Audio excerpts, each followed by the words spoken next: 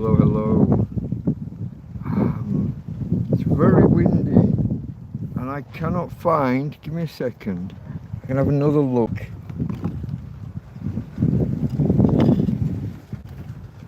I normally have a pan scrub with a cut in the side that I can put over the microphone to dampen the wind. You might not hear it, it's coming from the other side, so it might not be an issue, I don't know, you'd have to tell me. But I cannot find the pan scrub, but weirdly I also can't find my dish soap, my washing up liquid.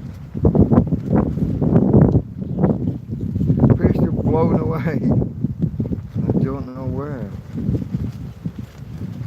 That's a bit weird. Let me know, how's the audio? Timony, happy Christmas, Delta. Hoping to see you at 5 and your roof choice over your heads. 5 your time, 6 my time. 6:03 my time now, 18:03. A military time, if you want. Give me a second, folks. I just need to excuse the man flesh. Bit of flabby belly. I have just broken my tablet as well, which I'm a little bit pissed off about. I'll come back to that in a minute.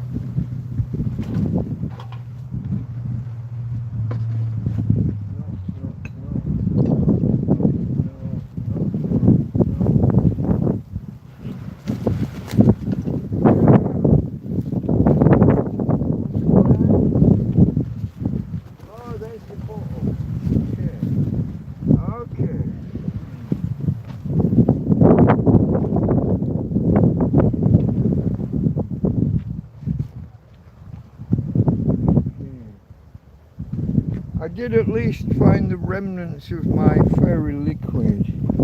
Can I show you this? I was just coming out, carrying my things out. I was carrying the fairy lights. Oops, that's just dropped. I was carrying the fairy lights, the phone and the tablet. The tablet fell flat on the floor. I thought I got away with it, but when I put it down flat, I don't know if you can just see, there's a few striations in the glass, there's a few small cracks. I don't know if you can see, possibly not. It's just a bit annoying. Expensive tablet, folks, it's a Samsung. I don't do bad for Tramp. I have rich friends who donate, but I'm supposed to look after things when you donate, but living in a field and the floor is all fucking rock and hard and stones, and if you drop something it breaks. I'm just looking across now. I had my 2 lamps, my 2 lanterns sat out in the sun. There's not one of them there now, one of them's blown away. I've got to go over there and trace the missing lantern. Give me 30 seconds.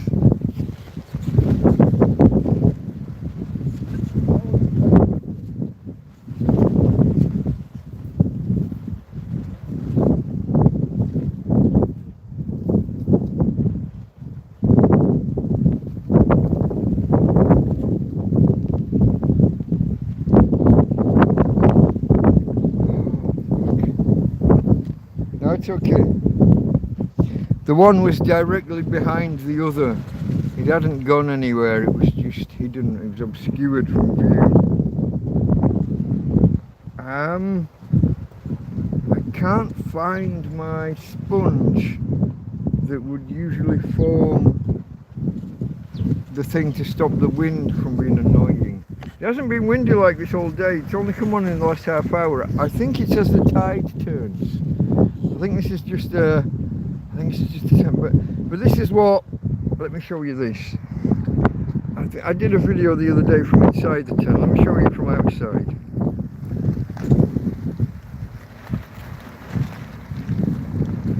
See the big hole in the roof of the tent there?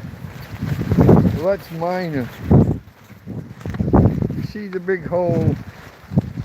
This was the 2 rips that are now joined together and become one big rip.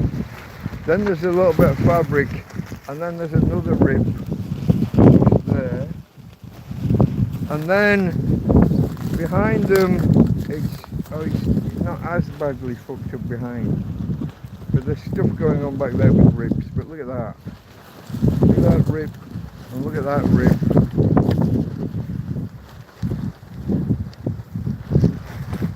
Yeah,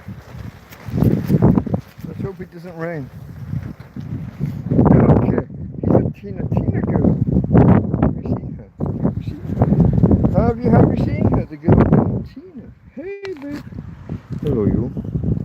Hello you. Hello. Get rid of the fly from off your head. That's my girl. Hello baby. Hello you. Yeah, I got you. Daddy's got his girl. For now. Hey? We'll do another month or two if we can. Hey babe. You're with your daddy.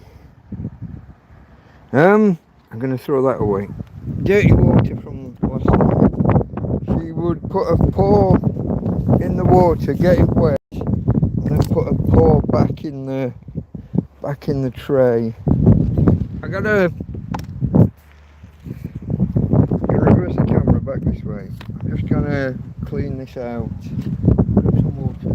Clean this out. And give it back again. Hold on.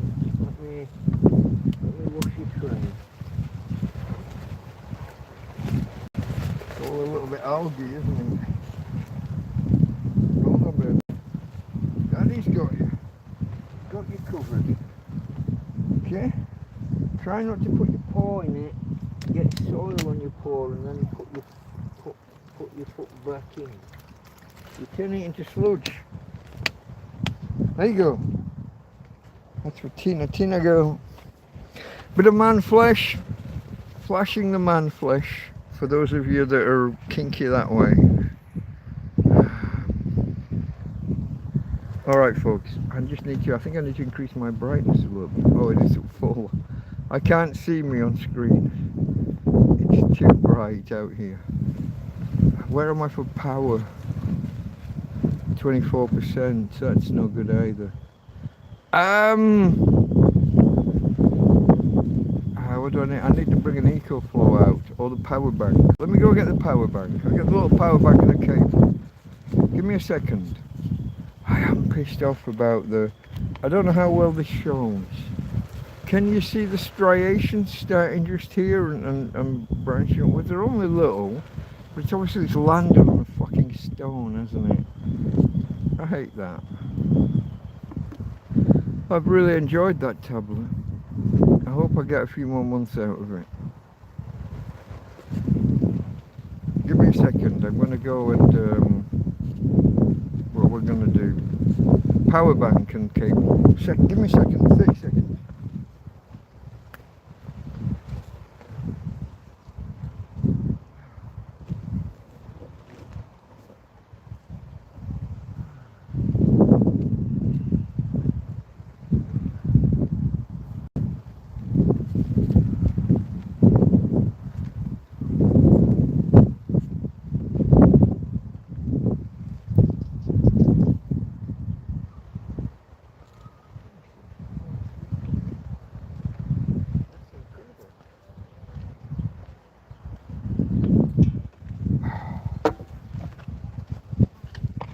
Hold everything. Here I am. I'm still here.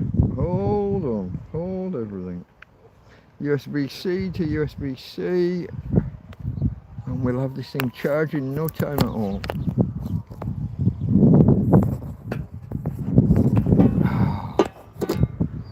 Fucking hell. Alright. So, shall we start the intros maybe? We're nearly 10 minutes in. I'll give you 30 seconds. See if anyone else arrives.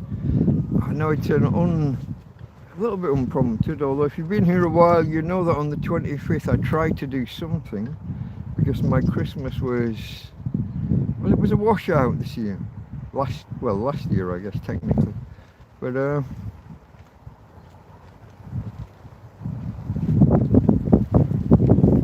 would have been a total washout without my friend Anthony. Okay folks, 10 minutes in. The channel is Delta Mike, down and out in Torrevieja. Delta Mike. That would be me, your eponymous hero. Down and out in Torrevieja. Well, down and out. Homeless, a tramp, a hobo, a vagrant, an indigent person, a person of no fixed abode. Some might say a bum, someone who lives rough, perhaps sleeps rough on the streets, or in my case, in a fucking field. With all that entails, mice, rats, cats, occasionally dogs, people, fucking people. It's only a couple of weeks ago I had the guy walk through the field and drink some of my water. Just helped himself to some of my fucking water.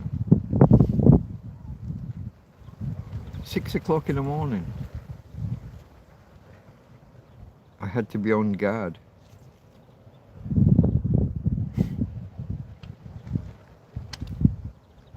What do you do? Okay, where was I? That's Delta Mike down and out in Torrevieja. Torrevieja is a city on the southeast coast of Spain, in the Alicante region, Costa Blanca south. So Comunidad Valenciana has 3 territories, and the Alicante region is the southernmost of the 3, and we are more than halfway down. We're about halfway down that Alicante region. The program, so that's the channel, Delta Mike down and out in Torrevieja. The program you're watching is a TrampCast Hangout. I used to do a program called TrampCast where I detailed 7 days in the life of, in detail. Too much detail for some. This is not that. This is a more backwards and forwards. You chat, I answer your questions, we talk. But as well as that, this is also a happy UnChristmas, because my Christmas was kind of, I don't want to say ruined, because it wasn't too bad in the end because of Anthony bringing me a Christmas lunch, Christmas dinner. But my Christmas was somewhat unsatisfactory. So I decided the 25th of each month I was going to try and make the best of it and cook a meal. And shortly I will bring out the ingredients. Today I've bought pieces of rabbit. It took me forever to find the rabbit in the supermarket.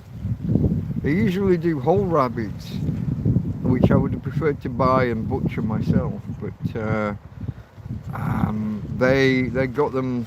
The only rabbit I could find was up high, so I didn't see it for the longest time, and it's already portioned. So I'm going to bring that out. I'm going to brown that off. I'm going to make some kind of jus or stew or something around it. I think I've got red wine. Obviously, I've got onion. I bought onions. I got peppers, and I got some English fails me. The green, like a green cauliflower. What's that? Broccoli. Fuck. I love broccoli, especially the stalks. I prefer the stalks to the florets. I'm gonna cook some onions, broccoli, and peppers. I was supposed to buy carrots, but I was a little bit shy on cash. I had very limited money on my card. Yeah, I'll go back and buy extras later this week and have a second go around. Maybe I'll use about half of the rabbit today, and I'll have a second go one day this week. I'll go back and get some carrots and maybe some celery. I don't have celery. See, I don't even have a full sofrito. I've got tins of tomato and jars of pasta sauce and stuff. I don't know what I'm going to do. It's all going to be a little bit winging it. This isn't really a cookery stream. You're going to be here talking with me while I cook. I might show you bits and pieces of what's going on, but it's not a cookery stream where I show you an entire cookery procedure. little bit uncertain as to where I am with oil at the minute. I seem to have misplaced a bottle of cooking oil, or 3/4 of a bottle of cooking oil. Not sure where that is. And rabbit, as you know, it's the meat with the least fat of any meat. It's very, very lean. You could, technically, if you were a hunter in Canada in the 16th or 17th century, if you tried to just eat rabbit all the time, you would be malnourished and could actually die if you got malnourished enough, because your body needs the fats to help consume what you're eating, and there's so little fat in rabbit meat. So you got to add to it, so a butter, a margarine, an oil, any kind of oil, but sunflower I haven't got. I don't know where my cooking oil is. Don't know what I've done with it. I haven't been cooking for so long, I've misplaced shit. But anyway, scrolling. Where am I, folks? Happy Christmas, Delta. Hoping to see you at 5 and your roof choice over your heads. I haven't put the roof on yet. There was Marie. I think she's redacted the message. Okay. The wind is awful, DM. Is it in the microphone? I do apologise. Hannah, good afternoon, Mike. Does your tablet still work? Yes, it still works. They're hairline little cracks. You probably can't even see them on screen. They are... you got to try and get the shine just right. They start here and they branch off up here, but they are very much hairline and they're not actually affecting functionality. They do stretch right to the edge where you can actually feel them. In the middle of the tablet you can't feel them, but on the edge they are a little bit more, got that sharpness, you feel like you could get a shard or a splinter from them. You feel like you could. But it's about the 200th time I've dropped it, because it's a fucking feel that if you drop something on grass, no problem, but when you're dropping it on stones, on a cliff, on solid rock, let me show you the ground. Here's the ground. It's little stones, but then it's kind of solid rock just below the surface. This is why when you're trying to push a tent peg in, most of the time you get about 1 inch or 3 in and then no further. I dropped it just back there, between those bushes, while walking through here. It's very annoying. It's not the first time I broke something dropping it here. It's the same inside the tent. Okay, you've got a plastic floor, but you're still on the rock solid surface. Yeah. Does it definitely still work? Have you seen the film Backrooms? No, I'm not a horror guy. I don't handle horror well. But most horror films don't explain themselves. So because I'm a sci-fi guy, I like an explanation for why something's the way it is. If you can like walk through walls or go through a door and enter some kind of alternate dimension, or there's shit back there that shouldn't be there, that makes no sense, you lose me. It makes no sense. I can't work with that. I can't live with that. My brain doesn't compute. I don't like it. And you know, the horror films that kind of explain themselves, sort of, I get away with. What was the one back in the 70s or late 70s or early 80s? Poltergeist, wasn't it? The Indian burial ground. Well, at least there was a fucking explanation for why. I've said this a few times. I caught a horror film once on YouTube, and these kind of ninjas were just appearing from everywhere and slicing up like everyone in a school, all the teachers that were doing overtime in a school, and in the end there's like one teacher left. But even at the end there was no explanation.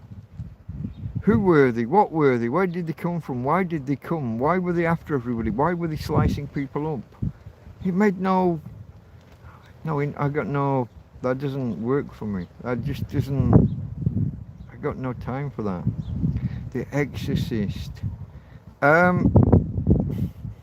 Is that the one with the crucifix? Is that one? Yeah, maybe. Does her head spin around? Is that the same girl? If that's Exorcist, then yeah, I saw Exorcist. I also saw Amityville. They don't do anything for me. I've got no liking for them. I've got no interest in them.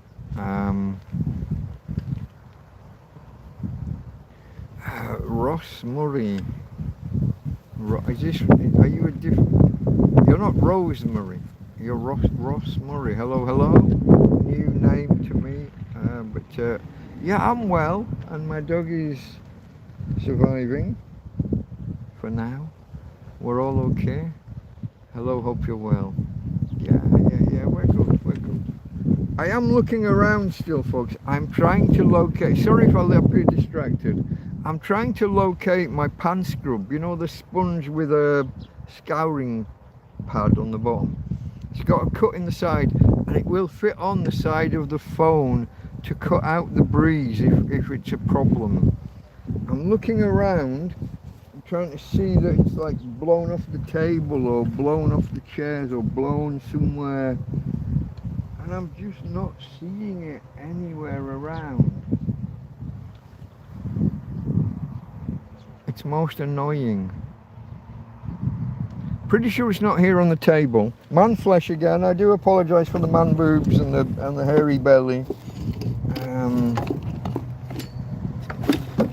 I'm just double checking it's not here. It's not here. Whoops, there's a bottle of water falling on the floor. Where can you be?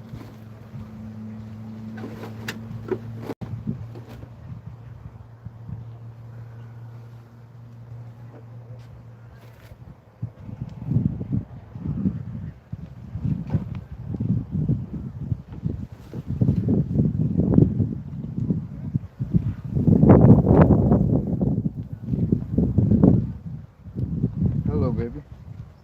Hello, Tim.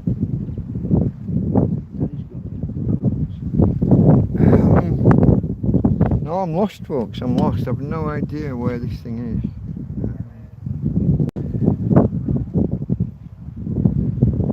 I don't know. I've got a group of people coming past. Hola, buenas. Hey. No, I've no idea where my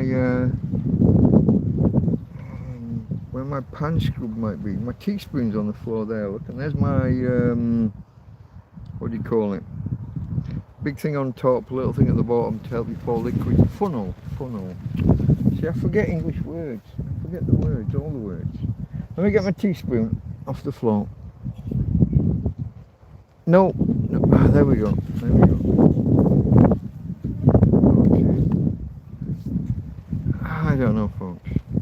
At some point soon I'll start bringing out the ingredients and preparing some food.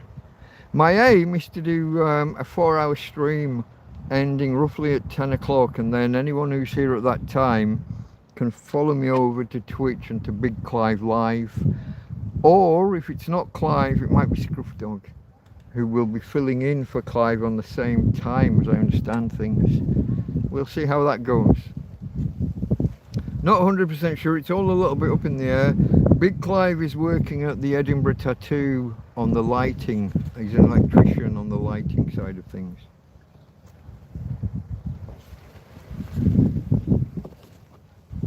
Thumbs up, you ignorant cunts. What are you doing? Why have you not given me a thumbs up already?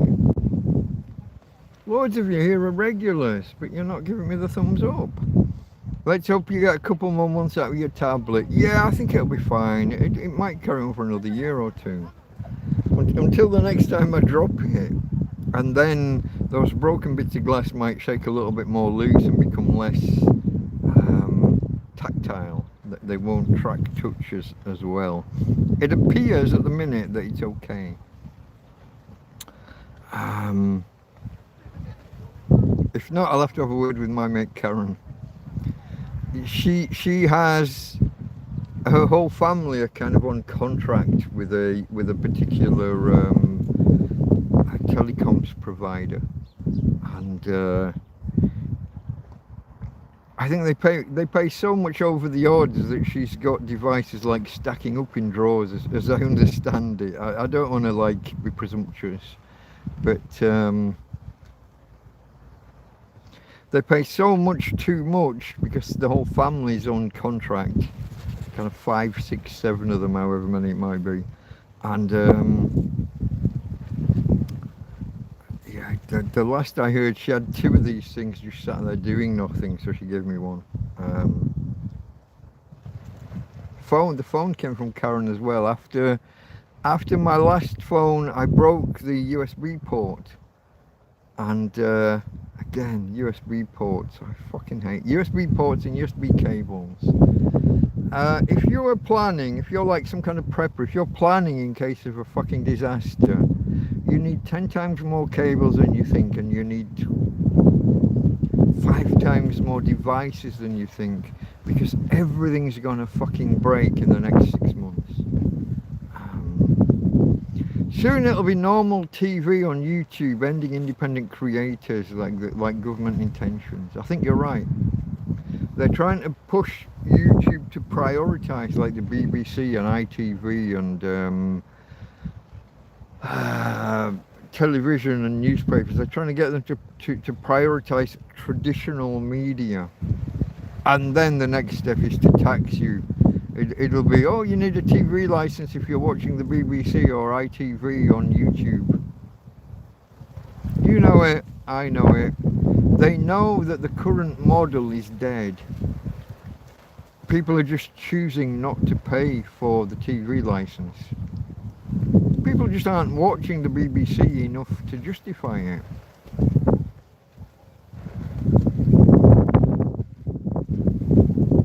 Those of you that have TV licenses and actually watch TV, what proportion of your time do you spend watching BBC? What are you watching? The Great British Bake Off. Have I Got News for You? And maybe the 10 o'clock news. Is that it? Is it worth 180 quid a year? Or whatever the current fee is. 15 quid a month. That's like a internet subscription.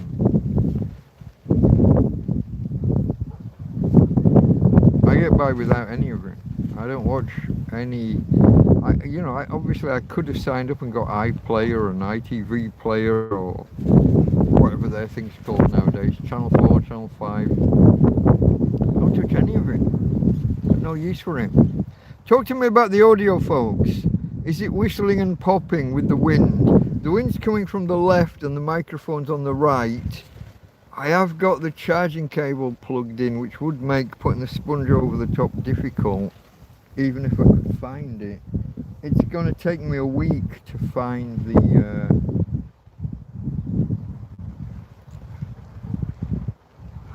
I might have to go to the supermarket again in a couple of days, and when I'm there I'll buy a 3-pack of what they called pan scrubs with the sponge and the scourer, and then just cut into the side and put it on the side. I've been using the same one for a couple of years now, but it's a very windy day and everything's blown about. I had to come out before and pick things up off the ground.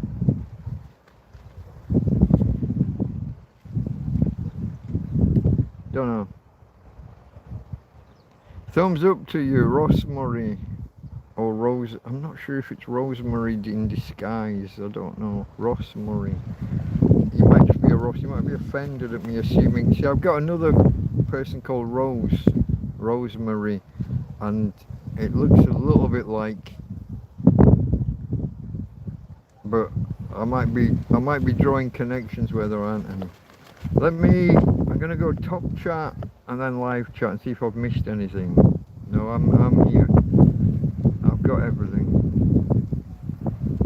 Okay, folks, we're on 30 minutes in. Subscribe if you haven't. Thumbs up. Come on. There's like about 5 of you here that are regulars, and I've only got 3 fucking thumbs ups.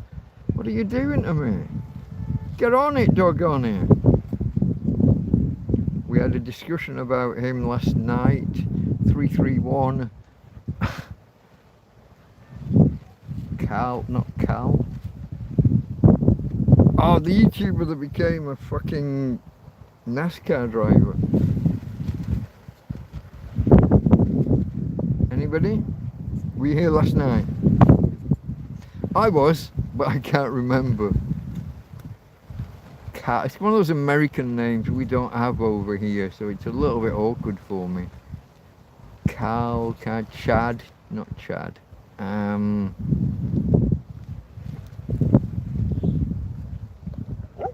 Now that I've got the number right, I was searching last night for 332. I had it wrong.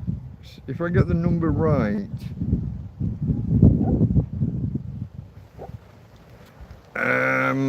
no, where's that? I've clicked something I shouldn't have clicked. Go back. That's not where I want to be. NASCAR YouTuber 331.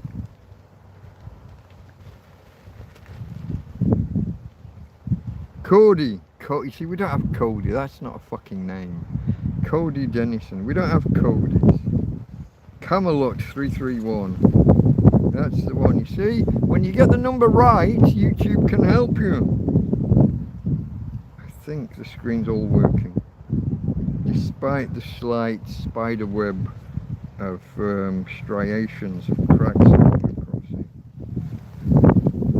How much does the screen replacement cost on a Samsung A9? Why am I asking you? I can ask Google. In Spain, how much for screen replacement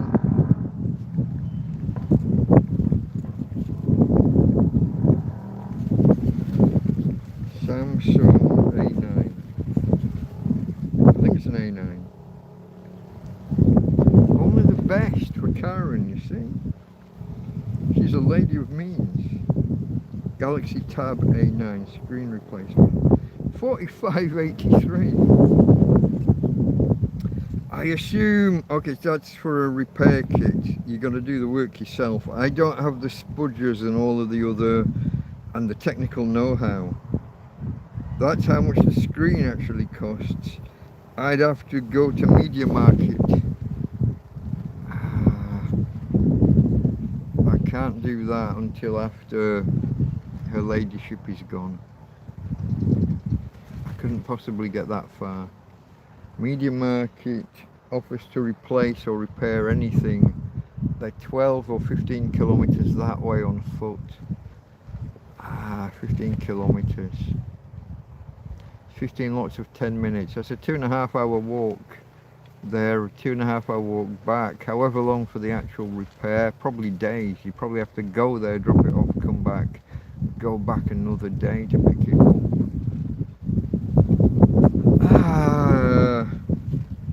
God, today I walked to the supermarket. It's like a kilometre away. I was knackered halfway there. I don't leave this field in general. It was the first time out of the field, second time out of the field this year, except to just go to the Grand Bazaar just over there. It's only my second walk out of the field. I felt it. My back, it's a classic old man thing. My back was aching just walking.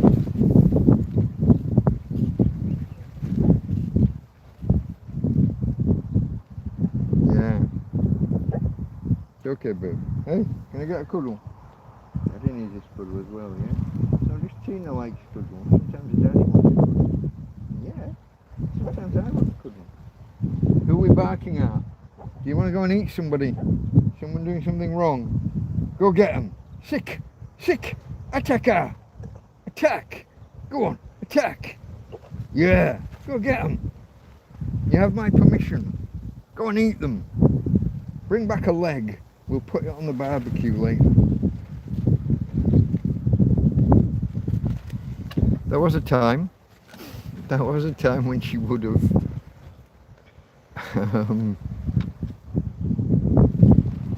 not anymore. If she can shuffle a metre away over the next hour, she'll be doing well. Attacker.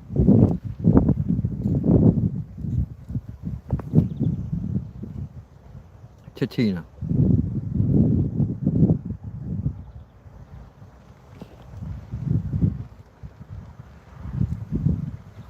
Look after yourself. I always try to look after myself. Thumbs up to you. More people should be doing thumbs up to me. Why?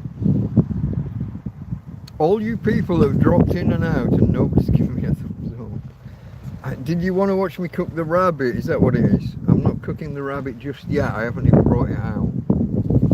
Yeah, I'm gonna. What's the order of events? Currently, I've got water and washing liquid set in my frying pan.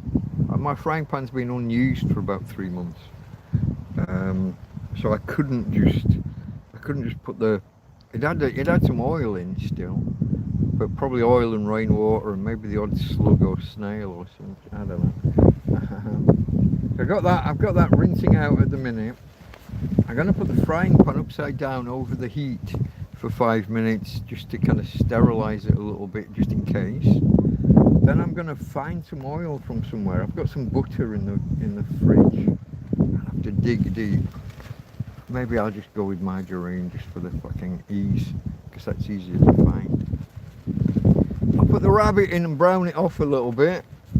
While that's doing, I'll chop up some sofrito.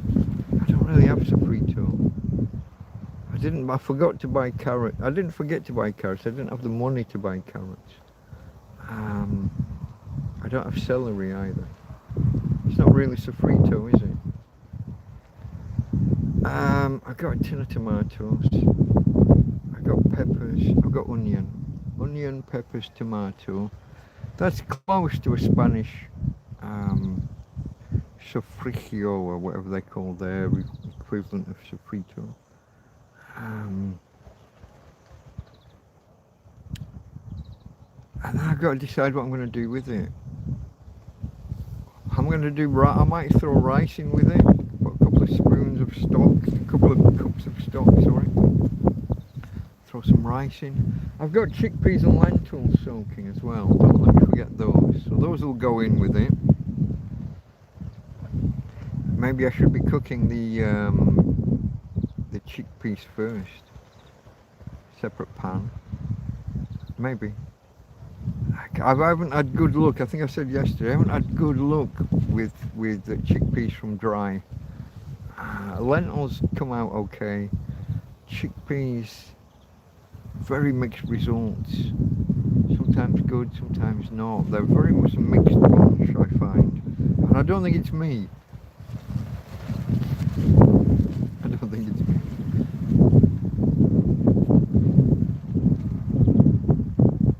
So I've got these different elements to bring together. Chickpeas, lentils, onions,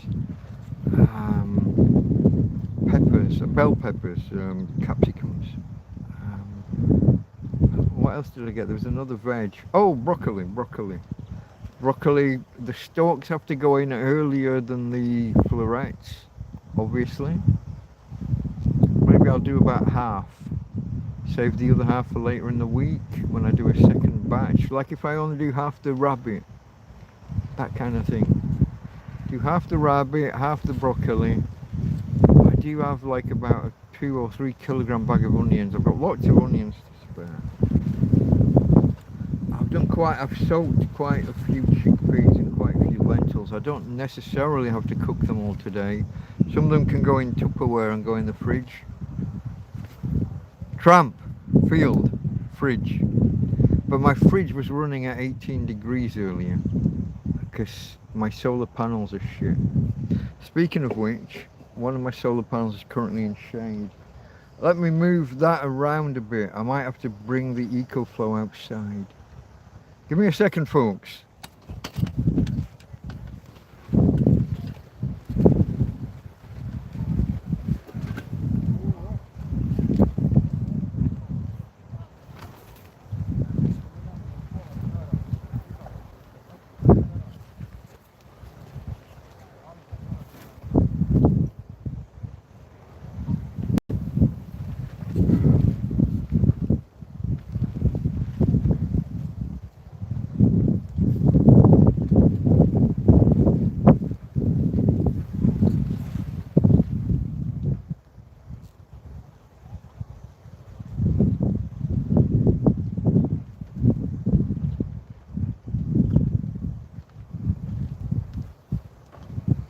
Okay, it wasn't that heavily in shade just yet. I just turned it around and set it up. If I show you, it's this panel here, the flexible one that's sat on the chair, a little bit bent, but the sun's over there and the panel's there. It had a bit of a shadow from the tent, but just one corner. I just moved it around a little bit, just manipulated it, and the wind's behind it though. It's gonna fall over. Give me a second. Ah, you bugger.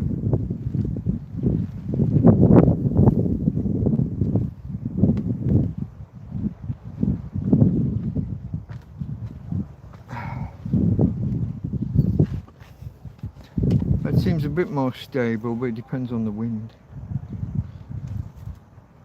Let me show you. I got one panel there. There's a wire going inside the tent. I don't know if you can see that, just next to the slow cooker on the floor over there. And I got one it's just dropped off. The wind is blowing quite a bit. Let me go and handle that. Excuse me.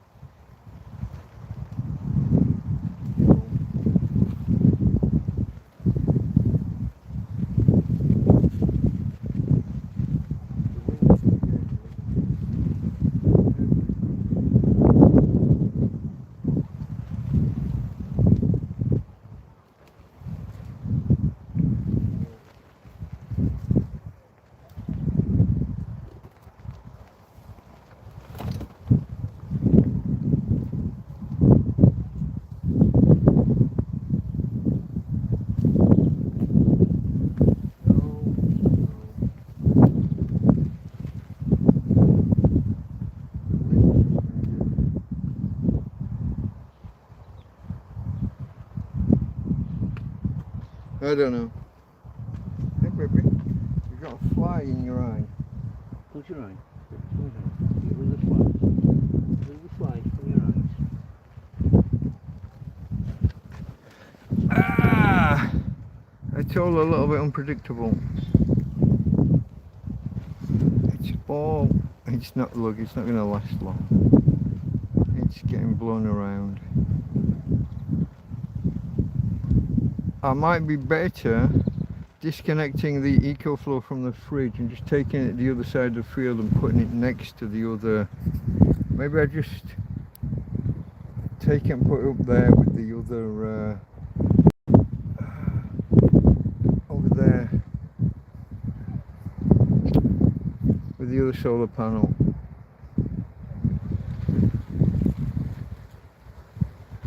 It's got a coffee table behind it. Doesn't get blown around as much.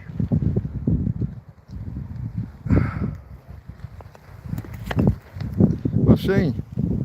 And apologies for all the man flesh exposure, the moobs and the fucking grey chest hairs and underarm hairs and whatever else I'm exposing you to. Let's see whether there's any top shot live chat. after yourself. Thumbs up to you, look after yourself. Soon it'll be normal TV on YouTube. Yeah, okay. I think I've read all of that. You're not talking to me, folks. Okay, and we still only got 3 thumbs ups. I'm at the end of my first can after 45 minutes. That's not bad going by my standards. It only takes me 2 hours to get to the end of my first can.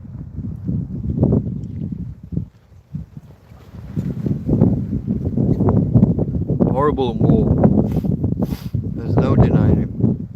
And when I did my shopping, I did manage to get that aniseed spirit I keep talking about. It's a little bit like French pastiche. Is it called pastiche?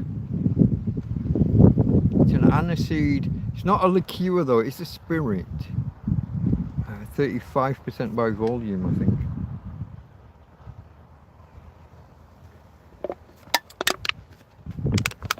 By not buying carrots, I did manage to buy. It's gorgeous. I've no idea what you would mix it with. It's not something you would like dilute with a lemonade. Maybe a cola? Aniseed and cola? Maybe? I don't know. I like it, it's neat. But when it's really, really warm, you put it in the glass and just your nose going anywhere near the glass, just you get that burn in the back of your throat before you've even taken a sip, just because of the vapours.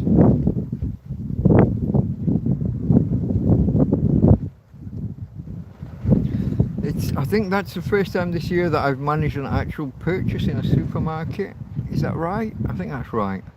I went to the supermarket once previously because the Chino Bazaar over here wasn't accepting cards. I went to the supermarket and it turned out they had the same internet provider and their internet was down. They weren't accepting cards either.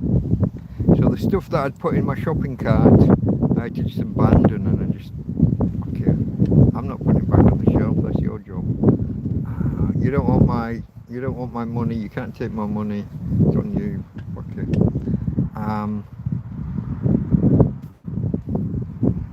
That's the only time this year I think that I've been to a supermarket, and that must be 3 or 4 months ago now. Must be.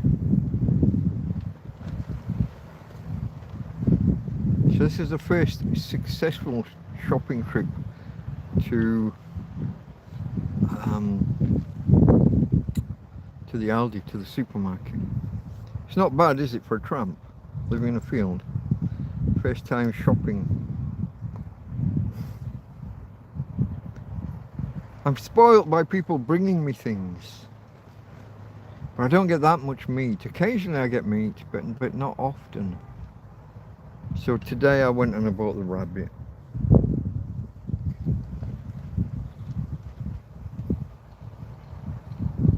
Is literally no one talking to me, or is YouTube broken? I keep hitting top chat, live chat, just to cycle through and force it to reload. Last message I've got is from Ross Murray. Look after yourself, pal. Thumbs up to you and look after yourself, pal. I'll show you the field.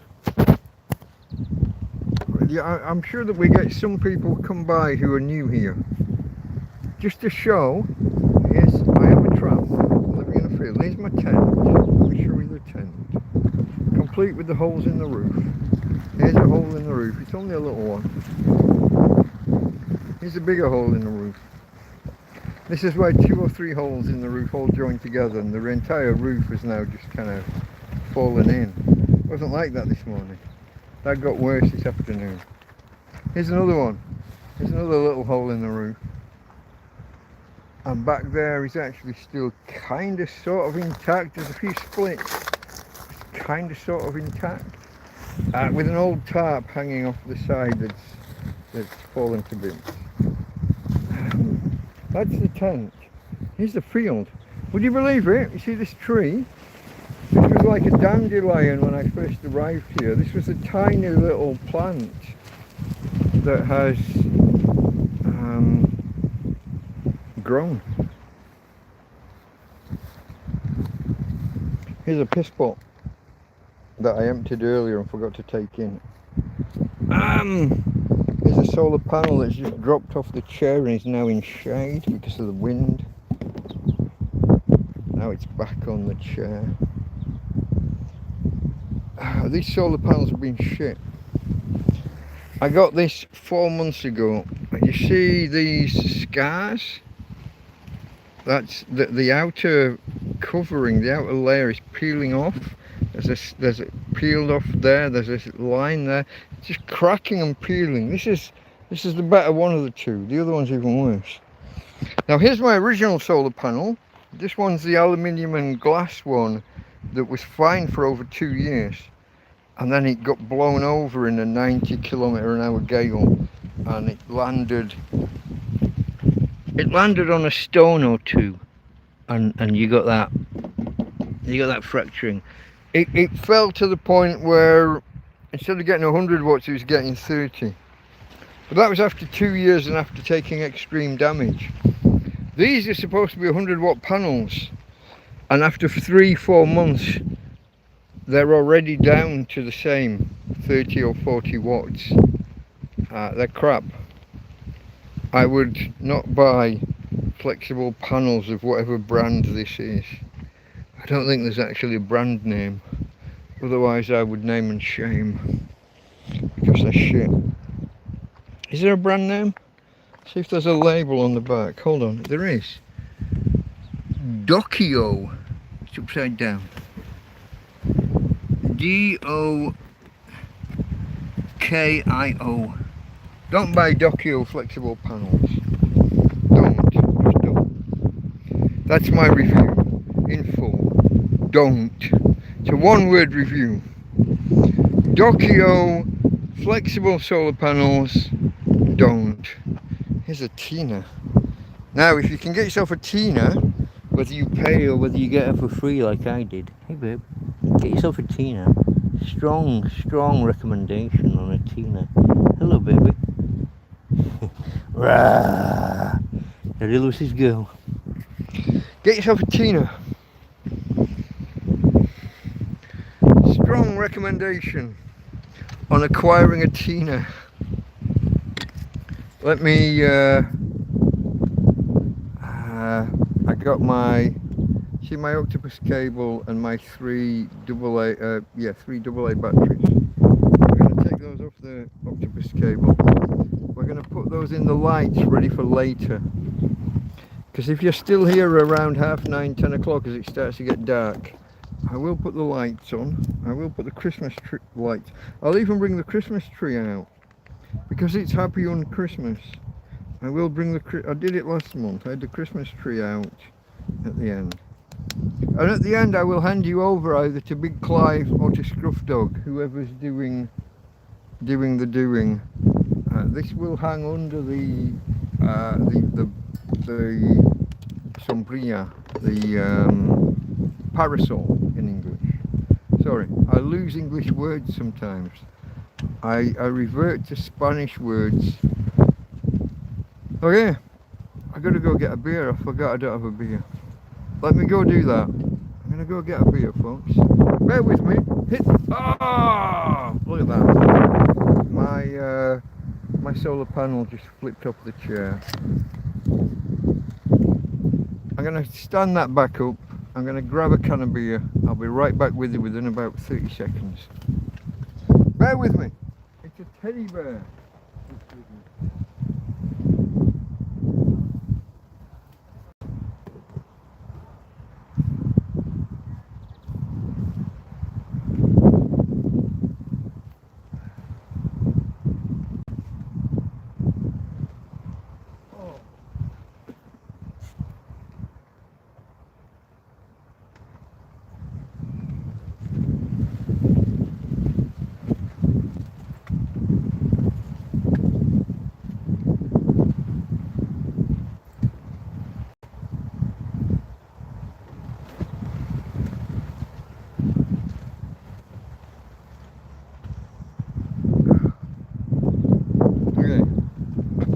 Back. More man flesh, moobs and boobs, man boobs, flabby.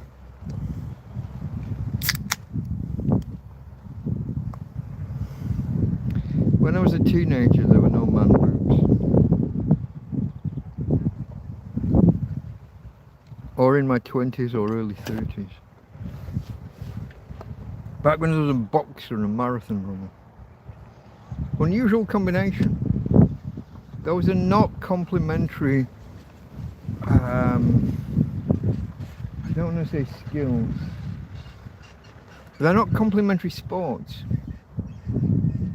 Long distance running and boxing are not. I don't know. Most boxers would be, it's what do you call it, short twitch muscles. They would tend towards sprinting rather than long distance. Did I get you? I don't think I did. Fast, is it fast twitch, short twitch? What's it called? Is it called short twitch or fast twitch? What's the wording? I think it's fast twitch. Might be short twitch.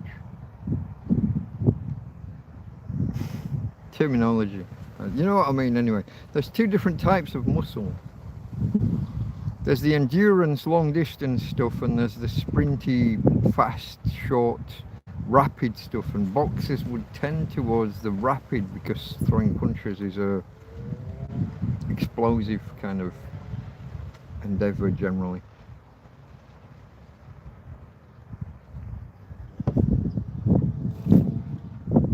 Probably why I never made the grade.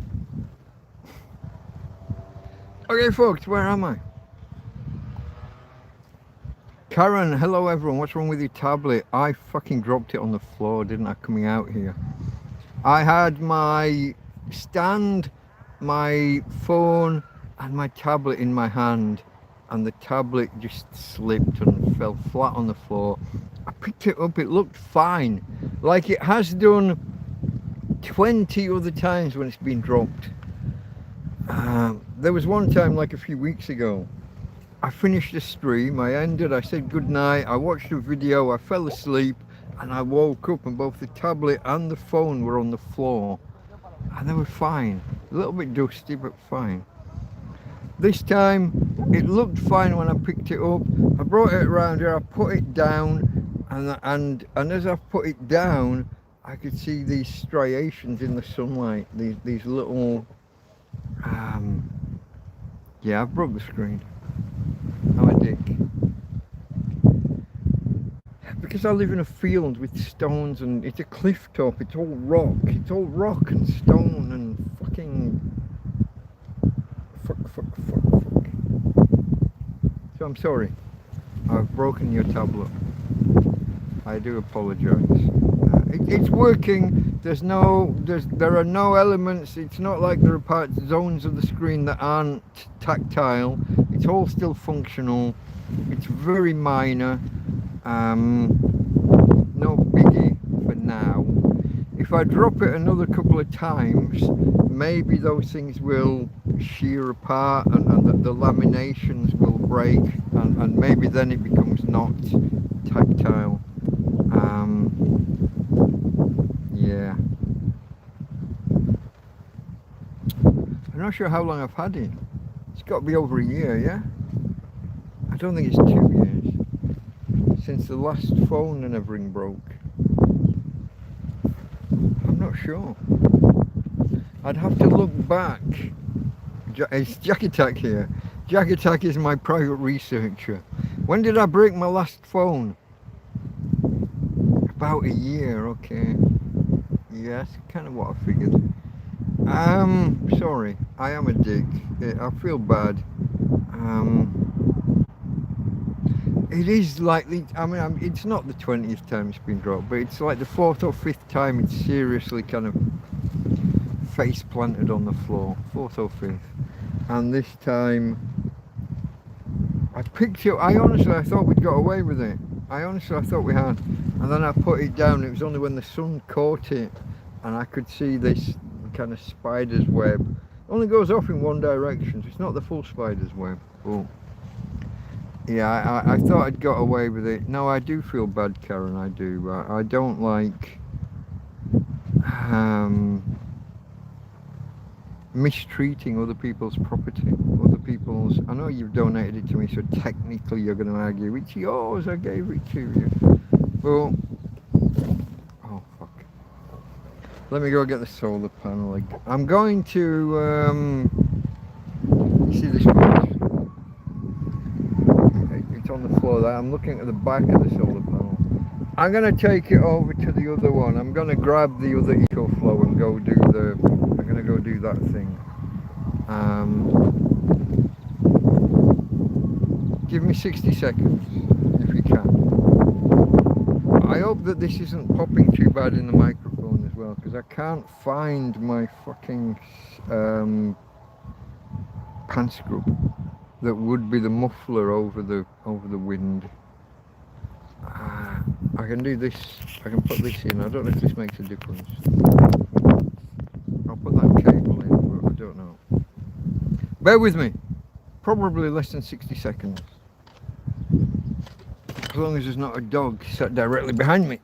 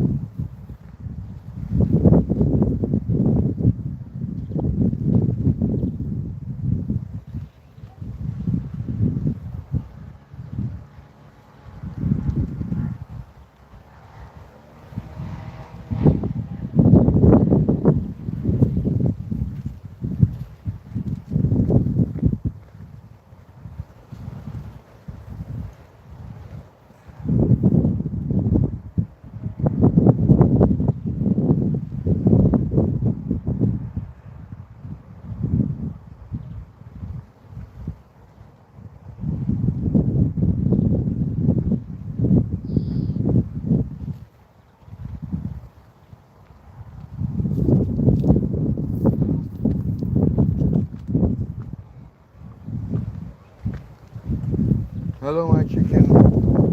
You really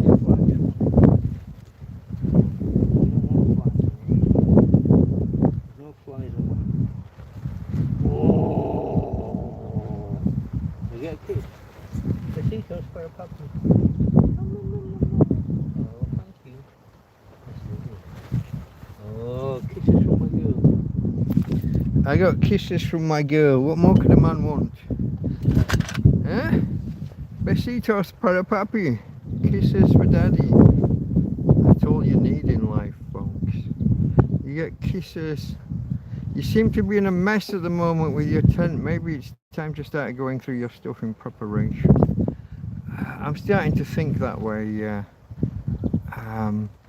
If I can get it down from kind of 3 or 4 days down to 2 when it comes time to transition from one tent to the other. I'm going to put the roof over. I'm going to put the new tarp over either tomorrow or the day after. If I can contact Ismo, if Ismo can come and help, that would help. Or I can do it myself with the appliance of science by tying rocks and throwing rocks, and it's a little bit more, what's the word? It's a little bit more manual doing it on my own. But I'll get a new roof over the top, get that sorted, and then we'll start looking at sorting through things. See, it's like my bedding, because Tina's incontinence. Obviously I've got a quilt or two that have had, you know, spills. I put them out once a week, try and let ozone and ultraviolet do their thing with cleansing and cleaning.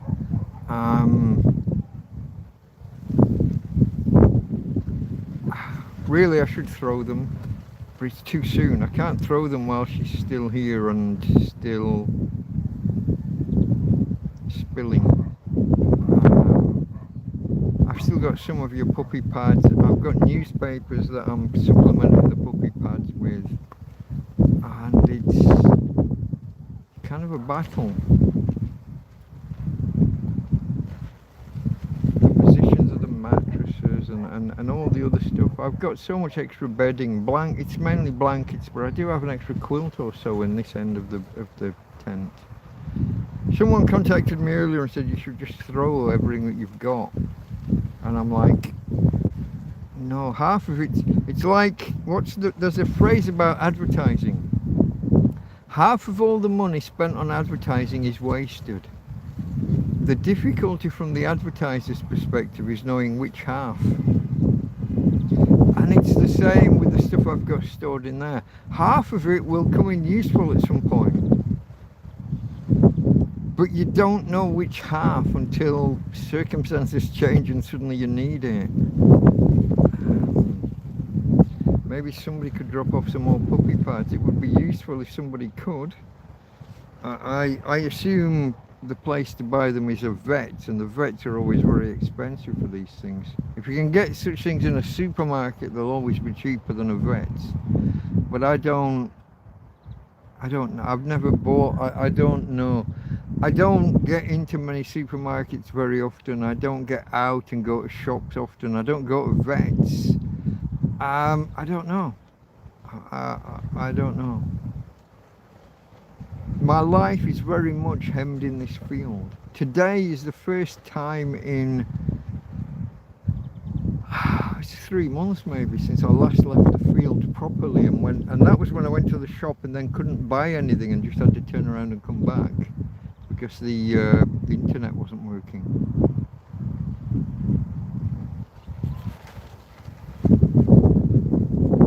I feel like the last few years my life has just been hemming me in and hemming me in. We used to live here and we used to get out and go to Guadalajara, or what's the big shopping centre called? I can't remember the name of the fucking place. Costa, what's that place called? The place is like 12, beyond where you live, Karen, the big shopping centre down that way, 12 or 15 kilometres that way. We used to walk to these places, me and Tina, and now Xenia, La Xenia Boulevard, indeed, thank you. We used to have autonomy. We used to be able to go 20 kilometres that way and 20 kilometres that way. We used to be able to go up and over the hills and down around the lakes and go off around, it's the name of a saint, where Chris had his bar. Between the lakes, the right hand side of the left hand lake, there's a village or a town, top 3/4. We used to walk all over the fucking place, up and over hills, around, down, 10 kilometres that way, 15 kilometres that way, 15 kilometres that way. Now I can't carry her out of the field. Today, I really felt it. I walked 1 kilometre to the fucking Aldi, and I felt it. It's ridiculous. I used to run marathons, and now I can't walk 1 kilometre that way and back without... I felt it just walking there, not the coming back and carrying the shopping. I felt it on the way there. Oh, I used to... Oh God, if I said I used to jump out of aeroplanes. No, let's not. I used to run marathons. Now I can't walk 1 kilometre without feeling it. How much has my life shrunk?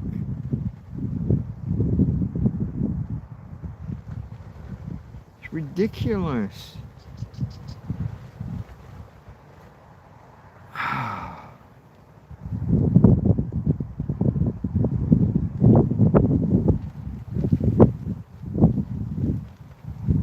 I don't know what to say.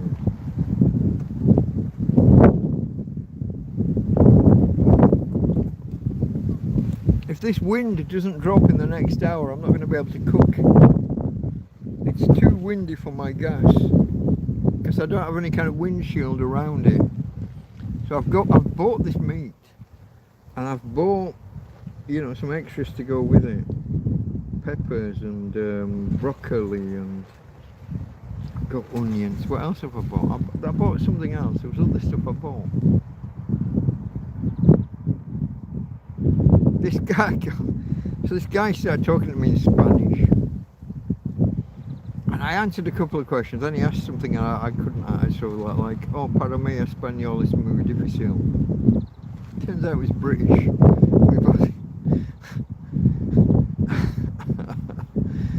Once we realised that we were both English, you know, we started talking in a proper fucking language, something we could communicate in.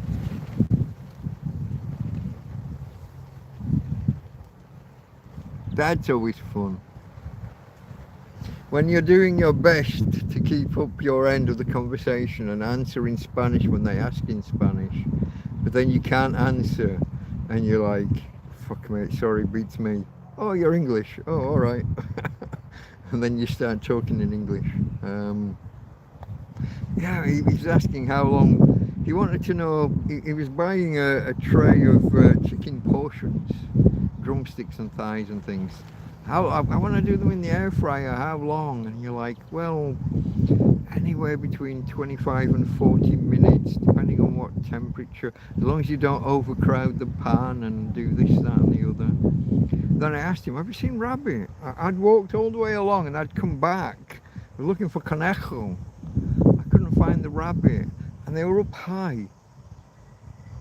And they didn't have whole rabbits, they only had portions, they'd already been portioned, and they were €6.50 for a rabbit already chopped into portions.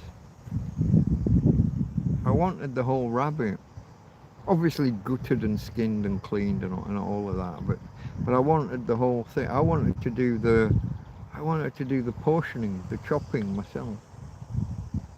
You pay extra if you've paid for someone else to do it. It was €6.50. Rabbit's expensive for what it is. It's not a great meal to eat in front of people either. It's not a great meat to eat in front of people. Lots of small bones that you're forever picking out. It's not like it can be butchered and deboned and be clean. You're literally, you're eating something and it's not a fine dining experience, rabbit. That's not. If you're looking for fine dining, rabbit's not it. You're going to be pulling little bones out of your mouth while you're eating it. But it's a nice meat. Like I said before, it's very lean. It's too lean. You have to add fat to it to get the best out of it. Whether that's olive oil, butter or whatever. Scrolling. You can get the puppy pads at Pets World. I can't see any in Mercadona. Pets World. That's on Cortez Valenciana, yeah? A little bit opposite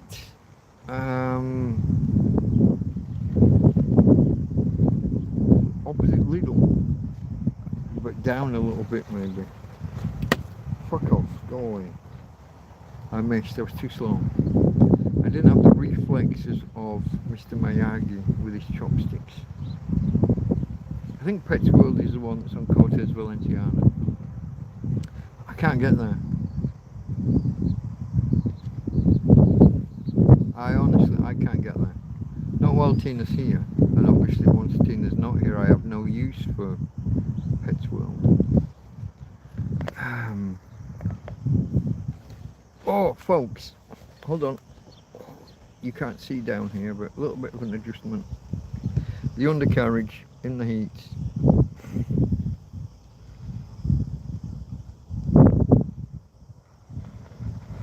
Yeah, if someone else could bring me some puppy pads, because of the way that they absorb. It's better than newspaper.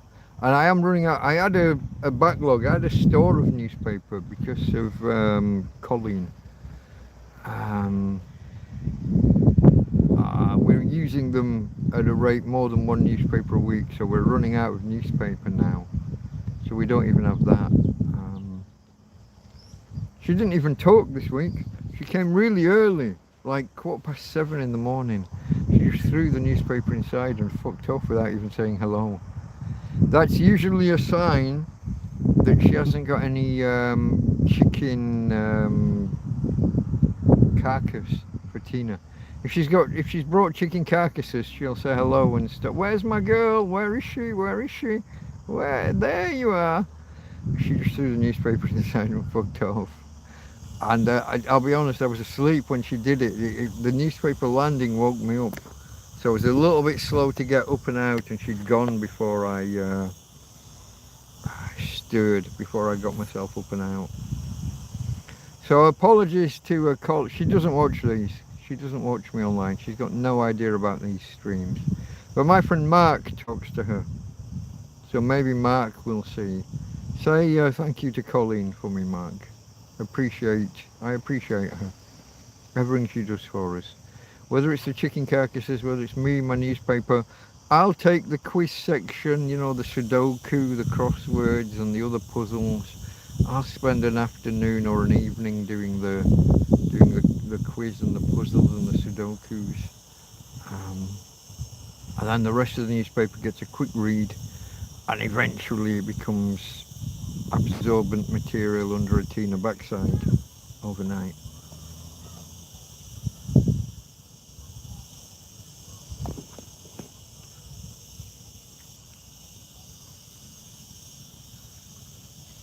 But Merry UnChristmas, or Happy UnChristmas to the rest of you. It's not as UnChristmas as last month. Last month was the most UnChristmas you could get. The previous Christmas was 6 months behind, the next Christmas was 6 months ahead. This one is 7 months behind, 5 months ahead. We're only 5 months to Christmas, folks. Roughly 150, 155 days to Christmas. I don't know the exact number. There might be a counter out there. Google AI, yeah? Hold on. This sounds like a job for Google AI.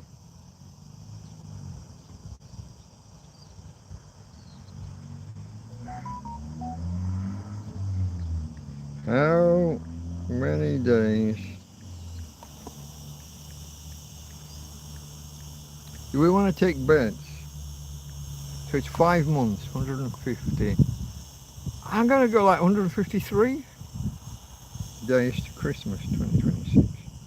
153. Get in there! Mathematician, you fucker. It's a Friday this year. Friday, December 25th. Obviously December. We all knew it was December 25th. How did I guess 153 and it turned out to be 153? It's like magic, isn't it? It's like 5 months. They're all 30 days because February's been and gone, and half of them are 31. And so you've got that. Is it 152? Is it 153? Those were the only options, really. So it's 50-50. I'm not that big a genius, really. Honest guff. It's just maths.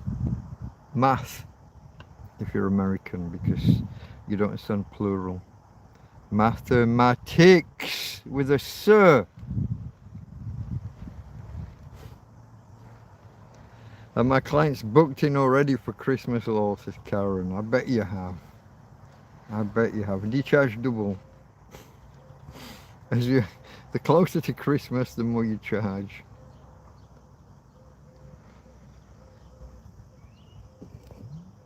What's that, missus? You want to look good for the work's due? Your husband's a director of the company. You need it to look good. Okay. She says no, she doesn't charge extra. Maybe that's something you should think about. I would.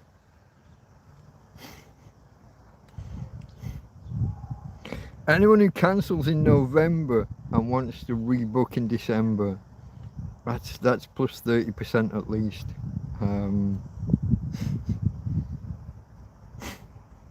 Has to be done.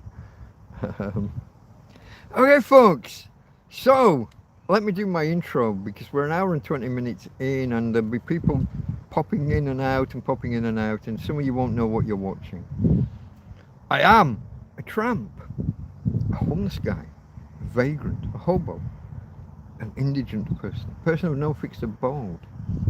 Some, if you've been uncouth or a little bit unkind, might call me a bum. Someone who sleeps rough, perhaps. There are people living on the streets, sleeping on the streets, or in my case, in a fucking field. And once upon a time, I literally lived in a field. No tent, no shelter, no cover. I had a bedroll. I had 2 picnic blankets, and I had one of these mattresses, if you can see over here. I don't know if you can see over here. There's a mattress next to that, next to the sunbed there. There's a mattress from on top of kind of sunbeds around a swimming pool. I had one of those. I had 2 picnic blankets, plastic one side, blankety material the other side. I put them both on the ground, slightly overlapping. I put the picnic blanket, the mattress down, and then brought the 2 blankets over so that the plastic it's on the ground and the plastic's up above for waterproofness. Inside of that, I had a few towels. To begin with, it was towels. I didn't have actual bedding. I had towels. And my head rested upon a bag, a hold-all, full of all my belongings. Lumpy things, like my phone stand and my phones and my tablet. My book reader. What did I have?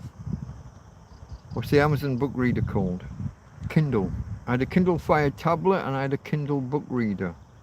I had a mobile phone and I had this stand that I've had all along. I'll show you the stand. This has been with me from the beginning. So now it's a different phone, it's a different tablet. But I had a phone, I had a tablet, I had a book reader. I'm a geek. I made my living from the internet for many years. And you know, I haven't always been a tramp. This is new to me. I don't know how to be homeless. I didn't know how to be homeless. I still don't know how to be homeless. Someone asked me once, why do you have a dog? And it's like, well, I didn't get homeless and then say, hey, I must get a dog. I already had a dog and then I became homeless. She came with me. We're a package deal. Everywhere we go, we're together. Hey, babe. Daddy and his Tina girl. Yeah. That's nice. Thank you for the pudding. Thank you, babe. That's my girl. You didn't see any of that, but she was lovely. Why do you have a dog? What a ridiculous question.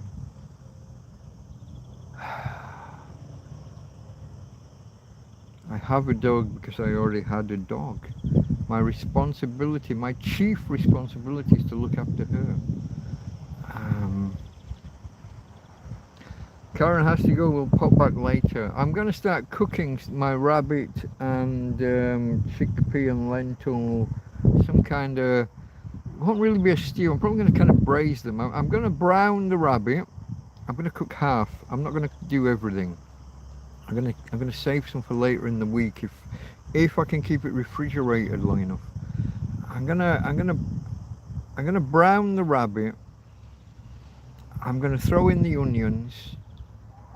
I'm going to take out the rabbit, reserve the rabbit, put that to one side if I can, without letting the flies get to it.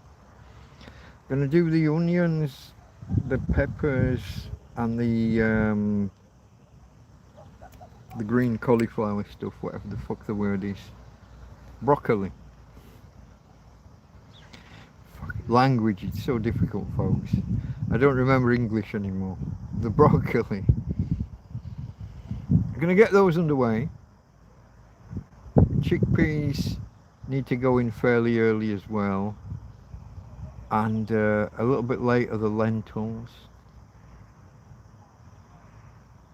And then I'll bring it all together with some red wine. I've got some red wine that I can cook with. It's really, I'm not going to say cheap and nasty, it's the red wine they always say don't cook with a wine that you wouldn't drink. I haven't discovered the wine I wouldn't drink. I don't know what that says about me. And I know that some of you out there are lining up to make those comments. Fuck you. Fuck you. I know, I banned a guy the other night. I sent him to the Phantom Zone. Every comment he ever made is now disappeared from the site because he got nasty. What was it he said? I don't remember what it was, but it pissed me off. The last time he spoke, he talked about how people should stop helping me kill myself by bringing me alcohol.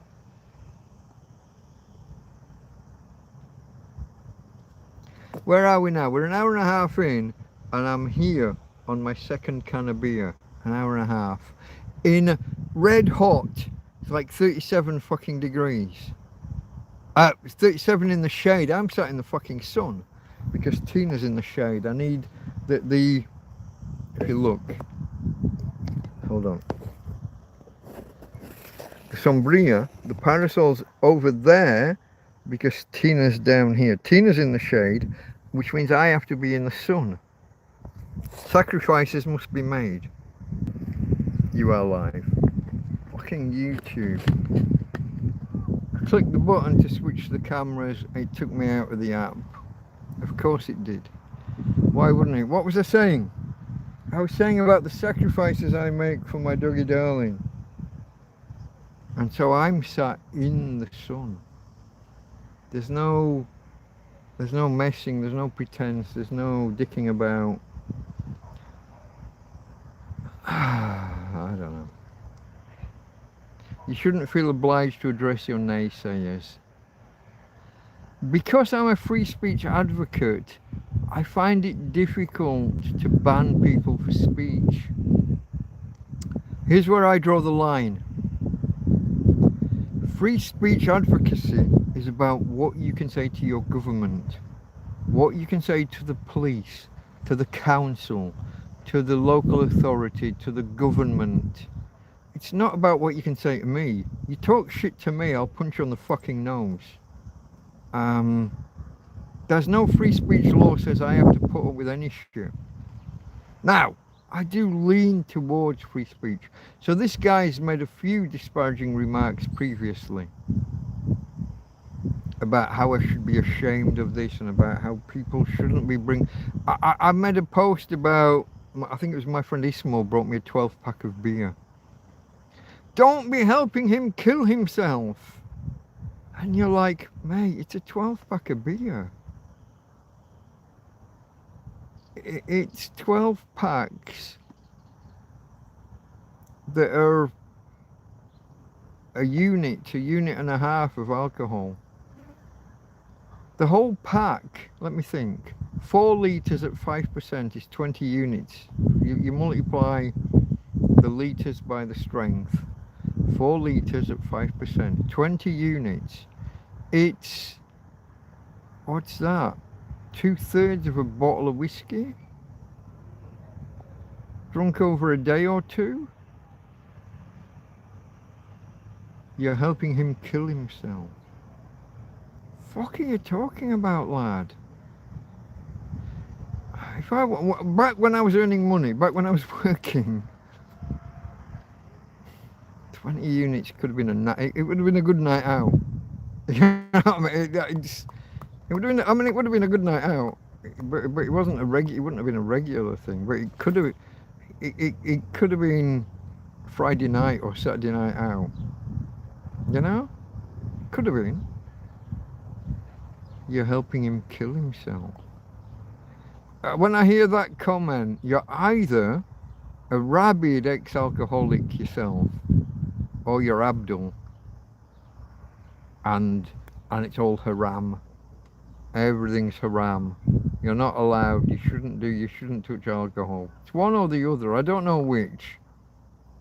Now the guy's name was it Mike? It was Michael, the username. Doesn't sound particularly Abdul, so I'm gonna go with the rabid ex-alky. You know, like the most, the people that advocate against smoking the most are the ex-smokers. It's that kind of shit. And I'm not going to be told what I can and can't do, should or shouldn't do. You measure things. It's 20 units of alcohol over 2 days. It's not that big a deal, pal. It's just not. Today, when I was at the supermarket, I bought a 1 litre bottle of aniseed. I keep wanting to say liqueur. It's not liqueur, it's a spirit. It's 35%. That's 35 units. That's almost twice as much alcohol as my 12-pack of beer.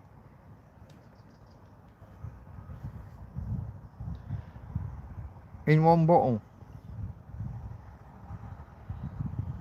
I used to know people who drank 2 of those before breakfast. I've told this story many times. The guy that I lodged with when I was in London, when I was in, well, we started in the West End, we started in the West End in Chiswick, and then we were moved over to Plaistow in the East End, West Ham, Upton Park area. And this guy drank 2 bottles of whiskey before breakfast, and then went to work.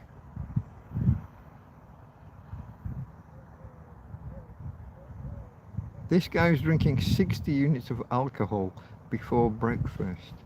That's an alky. Okay? 60 units every day before breakfast. If I drink 20 units over 2 days, it's not even on the same fucking spectrum.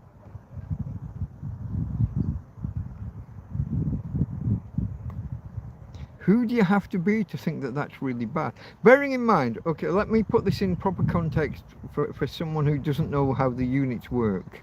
There's about 2 units in each pint of beer. If you're drinking a lager that's somewhere around, you know, if you're in England and you're drinking a pint and your beer is 5.5, maybe 6% alcohol by volume, you're on the way to 2 units per pint. 10 units, it's only 4 or 5 beers. It's not that much. It's difficult to be a regular in a bar and not drink that much. You'd have to walk in, drink 2 and walk out. And regulars don't do that. Trust me. Most regulars don't do that. None of my acquaintances would stop off. You do get the guys who stop off, have 2 beers, go home, but then they'll like brush their teeth, change out of their work clothes, and then come back out again an hour or 2 later after a bit of food or something. But then they're going to carry on drinking. So that those 5 units that they had before they went home, it's for breakfast kind of thing, isn't it? It's that. But yeah, no, the guy who drank the 2 bottles of whiskey before work, he was hardcore. And I've also told the tale about how when we were 19, 20, 21, there was a bunch of us, anywhere in between like 18 and 25, there was a crowd of us. He sat at the bar and he sat there with half a pint for about 3 hours. It's the same half pint all the way. He's talking to the barmaid. I work with these guys. I'm just here to keep an eye on them, to watch them. No, I'm just supervising. I'm making sure they don't get any arguments or get in any trouble. No, I don't really drink myself. And he's got this half pint sat there forever. You know, maybe he'd get a second one after 2 hours or something. But this was the guy that had drunk 2 bottles of whiskey before breakfast. I don't really drink myself. I'm just here to watch these young'uns. He was probably younger than I am now, but to me, he was this old bloke. So now I guess I'm an old bloke, by my own definitions. Minimum 5 pints an hour. Oh, that's five in an hour. I work on, first one maybe 15 minutes, 15 to 20 minutes. Beyond that, you're looking at 20 minutes to half an hour of beer. So I might get through 3 in the first hour. This was back when I had money and tolerance. I don't have the drinking tolerance anymore. I might have gone through 3 in the first hour, 2 in the second, and then it slows down. And then you get to the point, you know, the first 2 or 3 hours you don't go to the loo. But once you start going to the loo, now you're going, every time you get a new pint, go to the loo, new pint, go to the loo. And then you start going to the loo twice for each pint. And that's the signal it's time to go home. That was my rule, that was my cut-off point.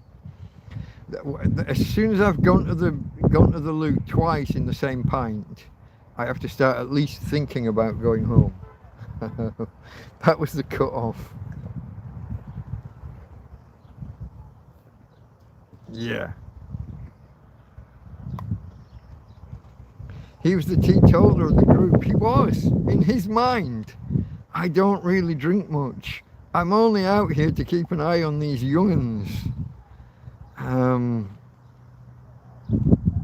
It's a shame the Tour de France banned alcohol. The French rioted. Alcohol for the audience, for the people watching. I assume alcohol, it's not exactly a performance enhancing drug for the competitors. For that you have to crush your bollock against the seat, Lance Armstrong style. You crush your bollock so much you have to have a ball amputated or something, don't you? Wasn't it?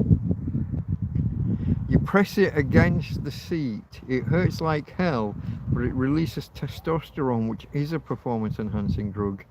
But over time you knacker your balls, and then you end up having to have one amputated. Maybe? Wasn't it? Didn't it?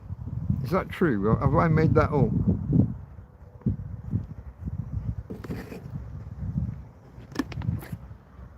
Did Lance Armstrong lose a bollock through cheating? That's the Google query.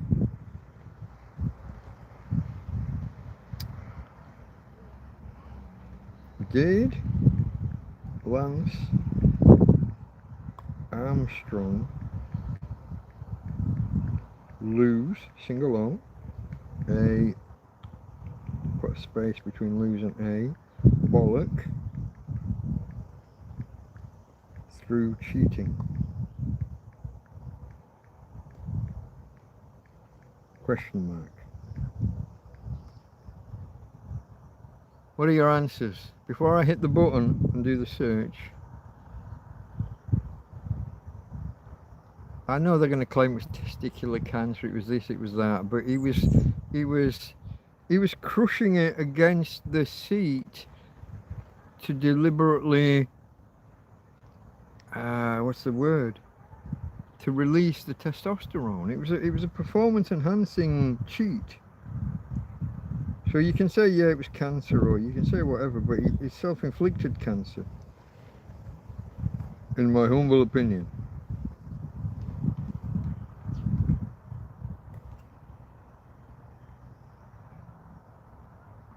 You see, no, he didn't lose it because of cheating. He lost it because he had testicular cancer. If you spend 20 years crushing a ball against your seat to release more testosterone as a performance enhancing practice, and then you get cancer in that bollock, Google says no, I say yes. The guy was a cheat. Why should I believe anything that he says? He cheated for his whole career. His whole career was a lie. I don't believe him. I don't give him the benefit of the doubt. Yes, he got testicular cancer, after squashing his balls against the seat during the race. You mistreat your balls for 20 years, one of them's going to drop off. And that's what happened. In my humble opinion. But I'm just a tramp. What the fuck do I know? I'm a tramp, I live in a field. I'm going to have to go and get my ingredients and start making some food soon, maybe. If we're going to actually live up to the aims of this particular stream. Well, I don't know what I'm cooking. There's the frying pan. It's got water and washing liquid in still. Where's my chopping board's dirty and over there. That needs cleaning. There's a surface upon which I will place the chopping board. That's dirty and needs cleaning.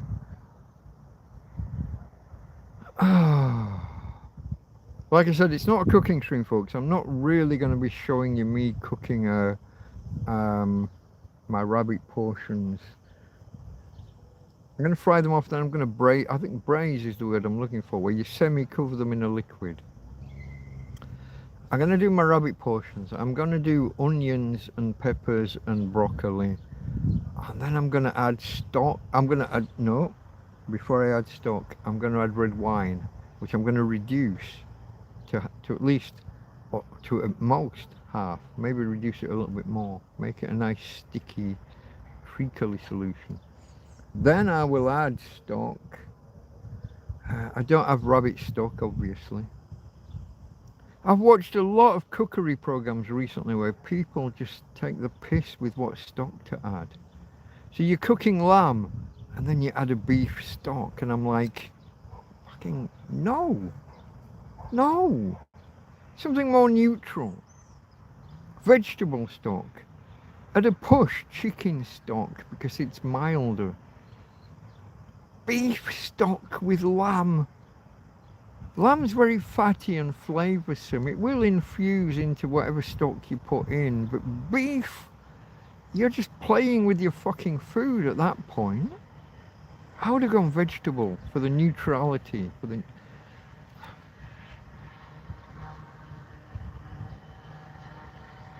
Most supermarkets only have 4 options, don't they, when it comes to stock? Carne, that's meat, that's beef basically. Carne, chicken, vegetable or fish. To go with lamb, I would have gone vegetable. Like I said, maybe chicken, but I'm not going beef. I mean, what are you doing? And these are like chefy chefs, wanky chefs, you know, like Fallow. The guys, they're really good chefs, but I don't understand some of the choices. Why would you put beef stock in with lamb? Is it just me? That's just wrong. That's just the wrong stock. That's the wrong gravy. That's the wrong whatever. Whether you do flour or corn flour, cornstarch, whatever you want to call that shit. But no.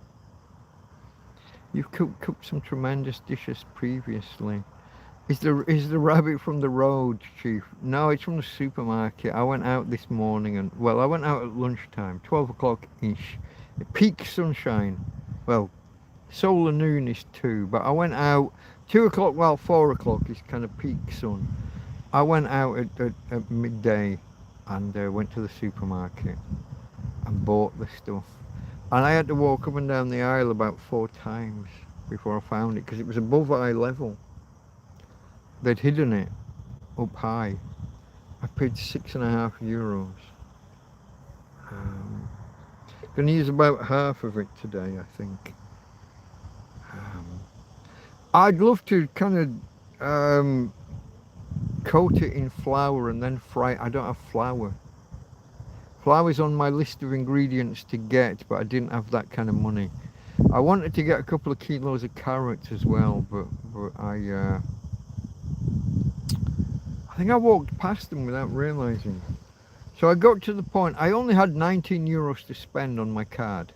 19 something or other, like 1980 or something, but I had €19. I had to stay under the limit. 6.5 on the rabbit. I bought Peppers were 150, which I thought was a bargain until I saw there was only 2 in the bag, not 3. When I thought there were 3, I thought 150 was a bargain. 150 for 2, not so great. Red and yellow though, so I didn't have to put up. The green's the one that nobody really wants. I got red and yellow. What else did I get? Broccoli. I got a head of broccoli. It's a stalk that I'm after more than the florets. I might leave the florets in the bag.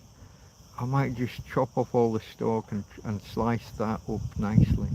I do like, the best part of broccoli and the best part of cauliflower is the stalk. It's not the florets, it's the stalk. Don't let anyone tell you otherwise.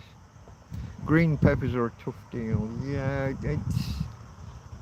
they're the most unripe. So for anyone who doesn't know, your bell peppers, they all start green.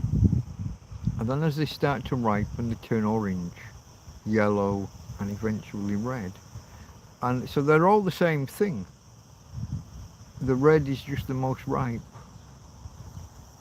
With most, I'm sure there are some varieties that are bred to be specific colours, but in general, that's the rule. What's weird is, it's always the yellow ones that go bad first. Which is weird. It's weird because the red is the most ripe. You would think the red was the closest to going off. The yellow should turn red and then go off, but it doesn't. The yellow goes off first. If ever I get a 3-pack of peppers and I leave them in the bag too long, it's the yellow that goes off. And I asked Google, what the fuck's going on? Is it just my imagination, or does yellow go off first? And Google says, yeah, you're right, yellow goes first. I don't know why. I think Google probably attempted an explanation, but I'm not sure it made sense. Why does the yellow go off before it turns red? Why does it not ripen off the vine, off the tree?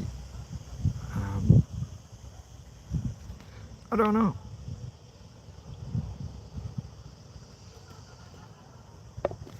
Okay folks, my beer is very, very warm at the end.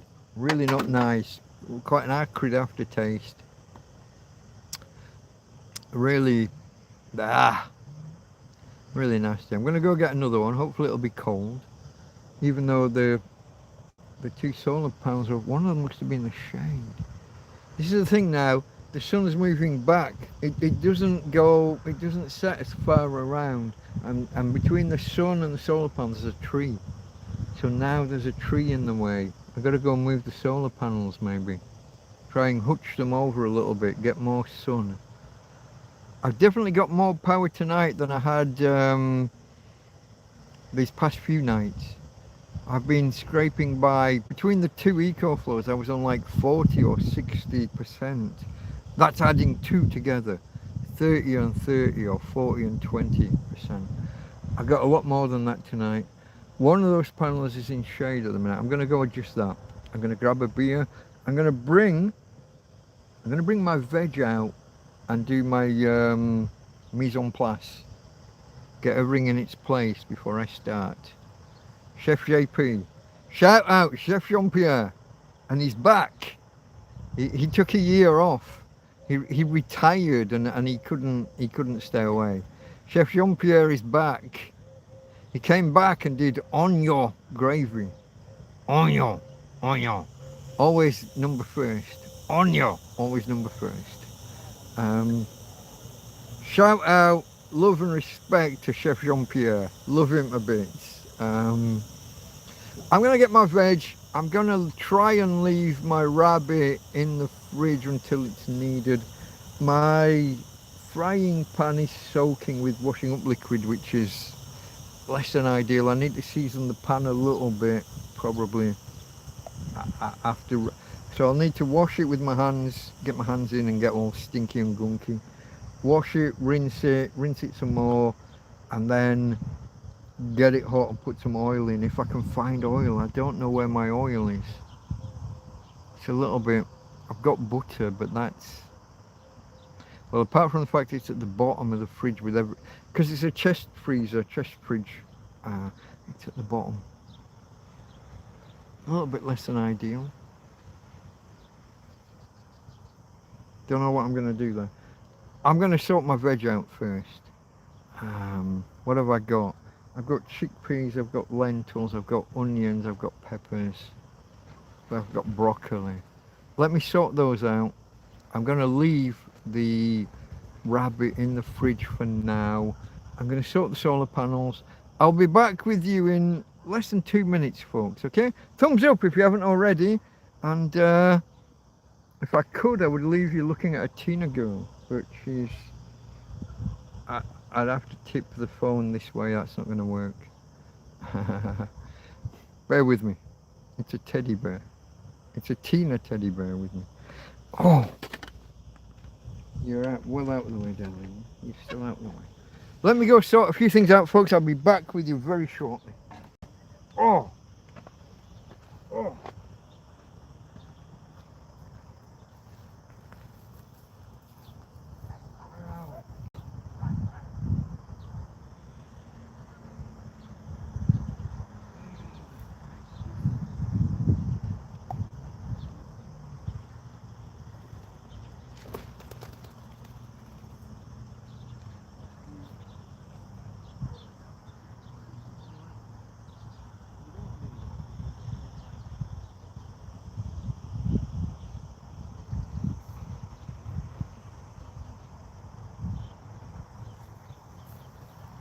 Okay.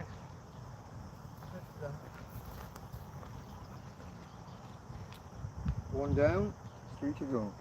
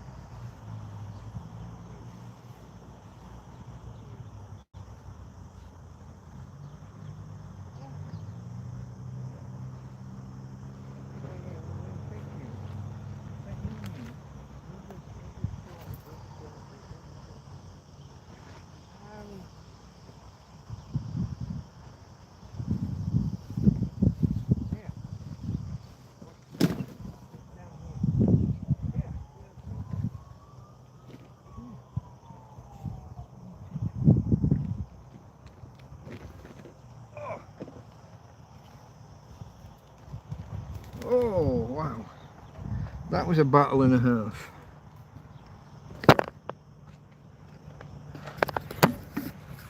Okay, folks, that was a little bit of a battle and a half.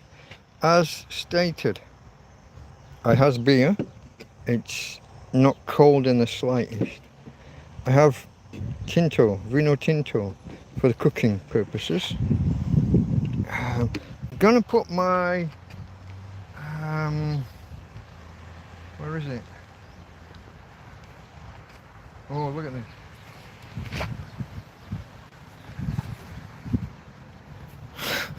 Look at that. That's my chopping board. I think it needs a bit of work before I use that. That's going to go there. And I'm going to dig out a knife from under here somewhere. Here we go. Here's a knife. Perry knife. No, it's not a Perry knife. It's a little bit bigger than a Perry knife. But it's not a full-on chef knife. Don't know what you would call that. That's a knife. That needs washing. That needs washing. This surface needs washing. But I forgot, but when I was mentioning my ingredients before, so broccoli, peppers, the sweet corn. I bought sweet corn. Corn on the cob. I think step one is to sit down and have a drink. I'm feeling overwhelmed by having to wash and clean everything. Oh, and I can't find my my scrubber, my pan scrub. That's going to make things more difficult, isn't it? Oh, that's... Folks, whatever you do, don't become a tramp living in a fucking field. It's not easy. Your pan scrubs hide from you. Your cleaning materials run away. You don't know where your fucking bottle of fairy liquids run away to.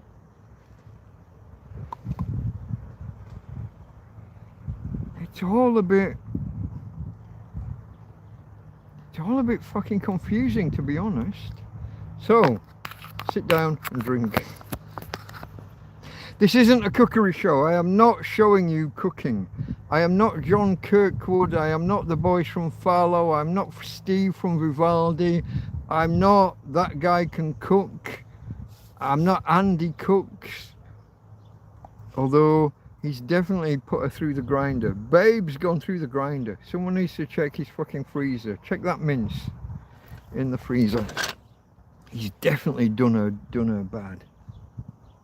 She hasn't been seen for 3 months, and the week after she disappeared, he had the fucking meat grinder out and was manually grinding meat.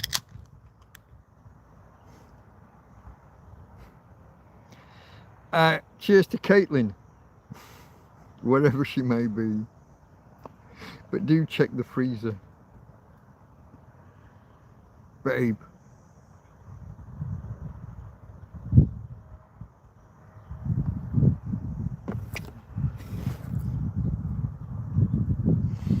I'm sure Andy will be sick of me by now. I've mentioned this quite a lot over the months.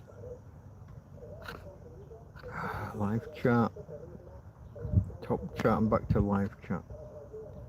Okay, Chef Jean-Pierre, top knowledge. You're wow, too knowledgeable, Delta Mike. What did I say that was that knowledgeable? I don't think I've said anything particularly incisive. Oh, the green peppers, a tough deal. Yeah. They get bundled in, don't they? Every 3-pack or 4-pack of peppers has a green one, and nobody really wants them. They're just... You tolerate them because they're part of the deal. I think that's what happens. I don't think anybody really wants the fucking green peppers.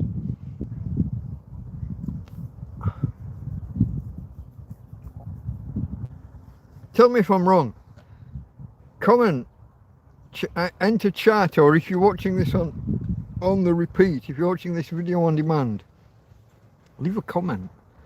Does anybody really like the green peppers? Do you seek out the green pepper, or is it just something you put up with because it's kind of just part of it's part of the consortium, it's part of the, you know what I mean, it's part of the package. You want the reds, the yellows, maybe the orange. These are the order of sweetness, aren't they? The red, the yellow, the orange. But the green has a little bit of a bitterness. It's not unpleasant. It's just not what you're there for. Yeah, kind of just, you know what I mean? You just put up with that shit. It's okay, and so you'll, you know, you didn't come for it. You wouldn't have, if I offered you a bag with 10 green peppers, you're not going to buy it. You're going to buy the one that has 6 red peppers, 7 yellow peppers, 8 orange peppers. You're not going to buy the one with 10 green, even if these were all the same price. You're not buying the 10 green peppers. You're just not. It's not the standard bell peppers, you know. I mean, if we were talking about spicy peppers or whatever, might be different. But your standard bell peppers, nobody's here for the green. They get forced upon us because they're part of a package deal.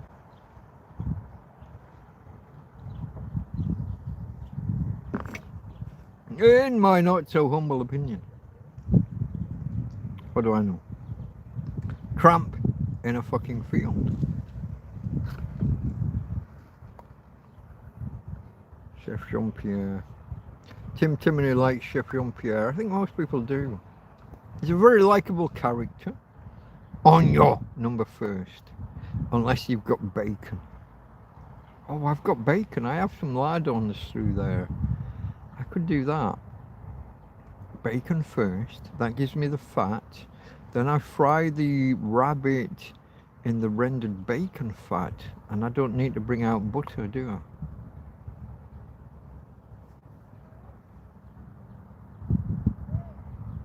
Then I put in the onions. Onion. Do I put the onions in? Do I take the meat out and reserve it for later? Then do the onion, the red wine, maybe a bit of mustard or something. I don't, maybe not mustard. Mustard and white wine's a good combination. I don't know about mustard and red wine. That's probably not a thing. I don't have white wine. I maybe would have gone white wine if I had it. You can only use the ingredients you've got, folks. This is another chef cookery tip. It's also a chef JP, Chef Jean-Pierre. If you haven't got it, don't use it.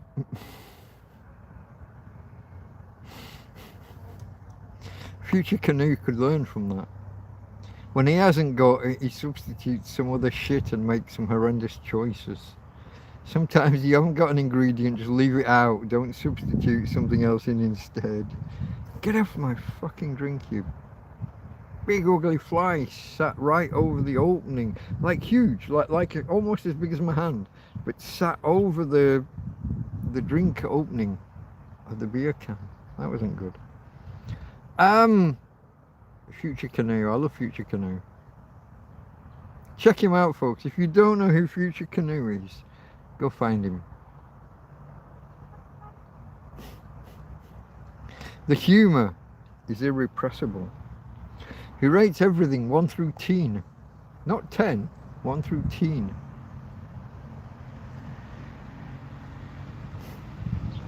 Future Canoe.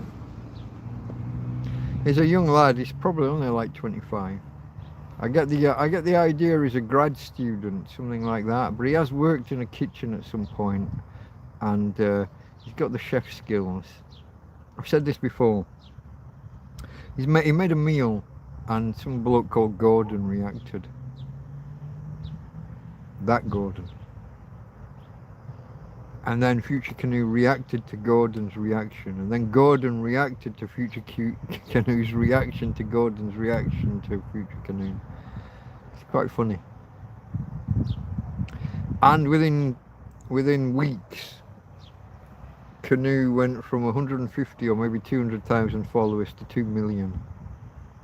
Because when a guy called Gordon positively reviews your cookery, you go up a notch, don't you? That's the power of the Gordon. That Gordon, you know the one, Ramsay.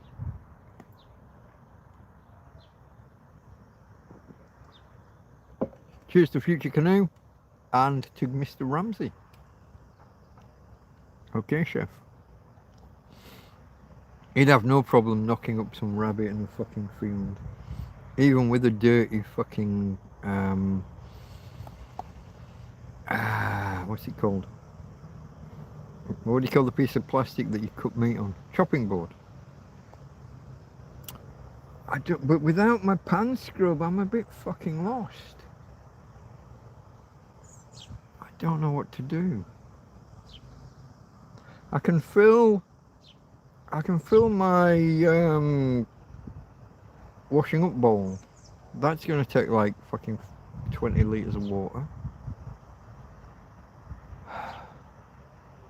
I guess the frying pan will need another rinse after this. The chopping board will need a rinse. I need a rag or something to wash off the surface that the chopping board's sitting on.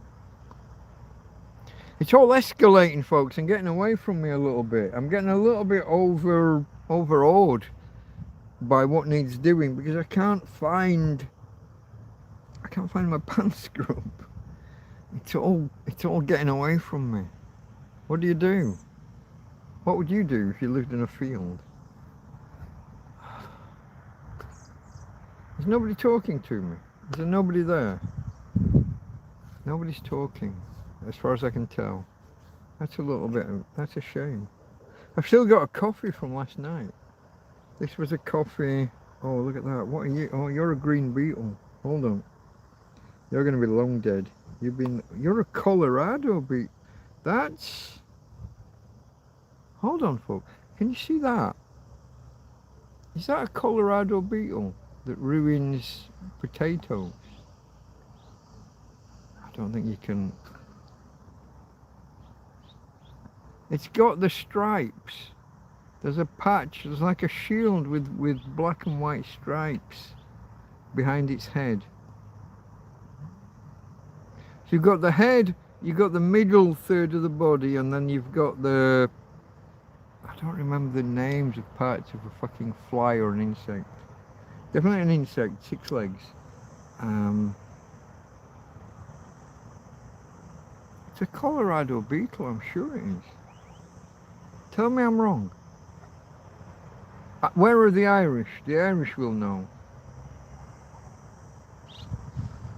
I don't know. He's dead. I'm pretty sure he's been dead a while. Sat in my coffee. This is last night's coffee.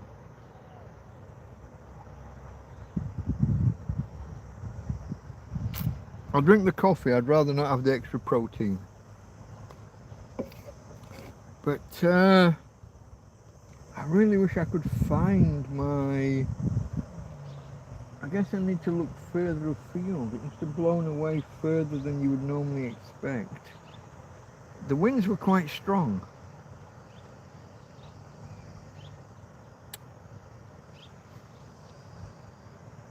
Everything turns up eventually, folks. I lose shit all the time, but it's always here. There's only one time I've actually been robbed. One time. Everything else, when I thought I'd been robbed, turns up 6 months later. Including my clock that was shaped like a jigsaw piece. Everything turns up eventually. But right now I've got no idea where my pan scrub is. And it's kind of necessary to the next couple of hours of activity.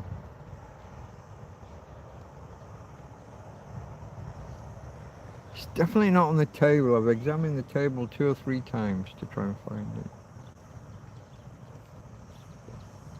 Is this going to be another month where I don't actually cook on the 25th?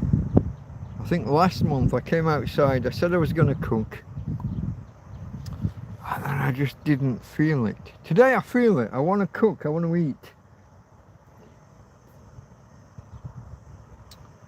There's just a couple of impediments in my way. And believe it or not, my pan scrub being missing is... well, it's a fairly major impediment. If I don't want to use like 10 times more water, if I could just like have a litre of water and a pan scrub, I'd get by. If I have to fill the whole bowl because I don't have the pan scrub, I'm going to wash the chopping board, and I'm going to wash the pan. Tina, stop. You're okay. I don't know, folks. It's a little bit weird. I'm looking around on the floor trying to find... See, look, you get things that... when you live in a field, the sun eventually gets to the plastic and it all just becomes so brittle it just breaks. And someone gave me this, and they're going to be really disappointed that like a year later it's just falling apart in the field.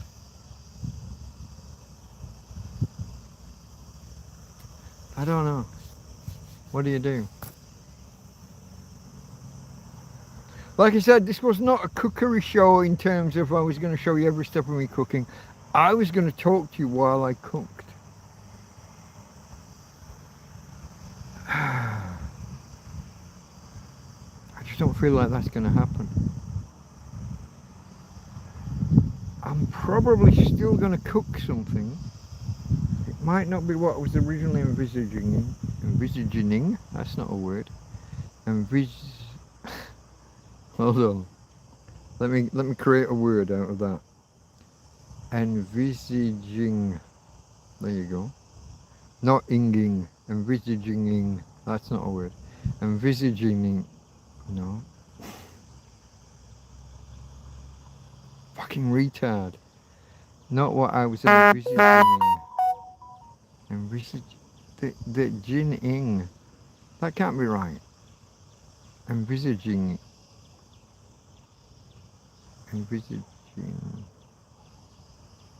Just envisaging. Not envisaging. Stop putting an ing on the end. Retard.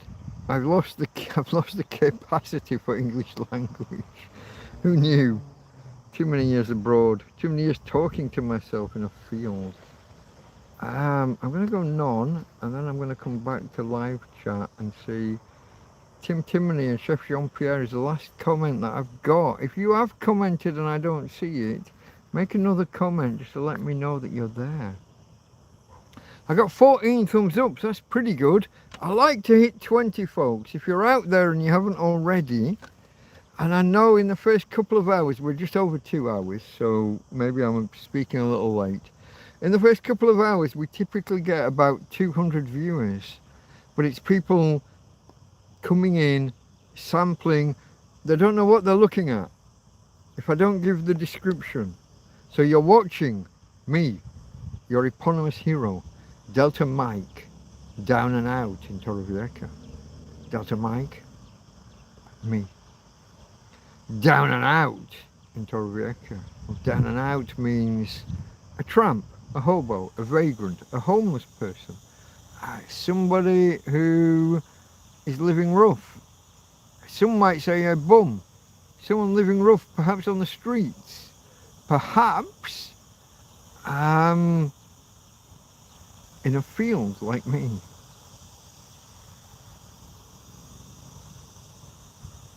Kind of on the streets, but kind of not. Kind of made myself big and obvious. Got a lot of shit for the first 2 or 3 years from the police. You can't be here, you can't be here. It's public land, we're going to move you on. No, you're not, it's not public land, you can't move me on. Lots of arguments, lots of back and forth. They got me a criminal record. But they were wrong. It's not public land. It's private land. And the landlord, the owner, hasn't objected to me being here.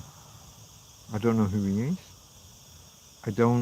Some people have suggested I should try for adverse possession, which is like eminent domain in America. Eminent domain is where the council take property off you for the greater good. Adverse possession is where if you're on land and treating it like it's your own. So if I was like mowing the grass or cutting down trees, if I was managing this place like it's my own for X number of years, and I don't know how long X is, but every country has this rule. Most countries have this rule. If you manage land like it's yours and the actual owner doesn't do anything to stop you, after a while you can petition to take the land. Some people have suggested I might like to try that. It's not in my nature, I don't think.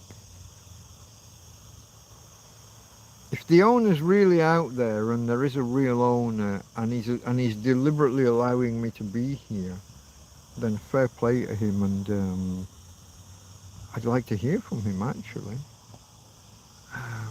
Now, if the actual owner died 3 generations ago and nobody really knows who owns it and nobody's got any intention of ever owning it, maybe one day. It's not my intention, but it's a thing, isn't it? Someone dangles, you know, thousands, maybe millions of euros worth of land in front of your nose. It's not, it was never my intention.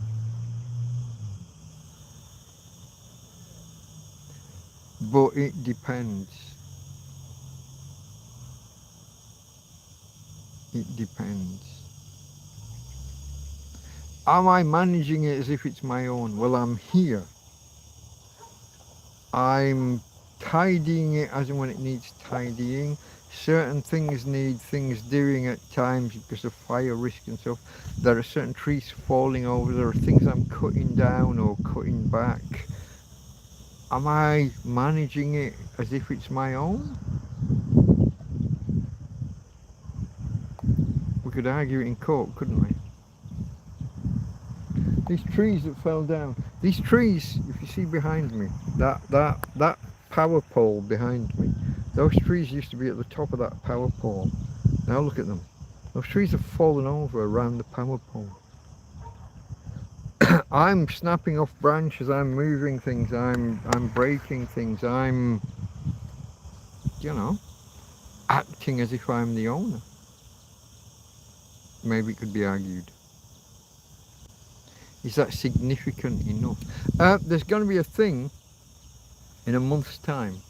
The big drainage ditch at the top, they keep trimming the drainage ditch, and then you get to the end of the drainage ditch and there's these fucking trees. There's these, I'm going to have to go and dig those, I'm going to have to chop that shit down and get rid of that shit. It's a drainage channel that is blocked at the end, and the guys come along and trim the channel, but they don't open the end. Someone's going to have to open that end. That will be me, acting like I'm the owner of the property, wouldn't it? Isn't it? Wasn't it? Didn't it? I'll have to buy a fucking shovel or a... Have you seen these electric...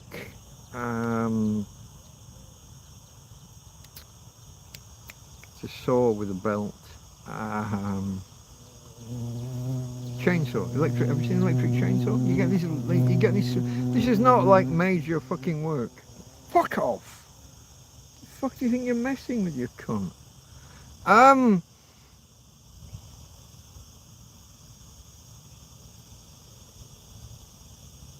I could maybe buy a 20 quid electric chainsaw from Temu and cut them at ground level, and that will let the water out and open that channel up. Is that me managing the field like I'm the owner? It's arguable, isn't it? Because the council are not doing it right. And the other side of the road where it's supposed to run over the road, it fords across the road, and then it's supposed to run. That's all overgrown and got trees as well. I'm thinking a 20 or 30 quid or 30 euro electric chainsaw, like Big Clive plays with sometimes. And it also helped me deal with this. I don't want this tree to take down this power pole, because if it takes it down this way, the power lines land on my tent. That's a little bit dangerous. 50,000 kilovolts or whatever the fuck you've got going on. That can't be right. Just 50 kilovolts, whatever. That's not what you want running through your tent while you're asleep at night, is it? I don't know about you. I prefer my electric lighting to be running off, you know, 3 1.5 volt batteries. I don't need kilovolts in the equation. I'm funny like that. Maybe you're different.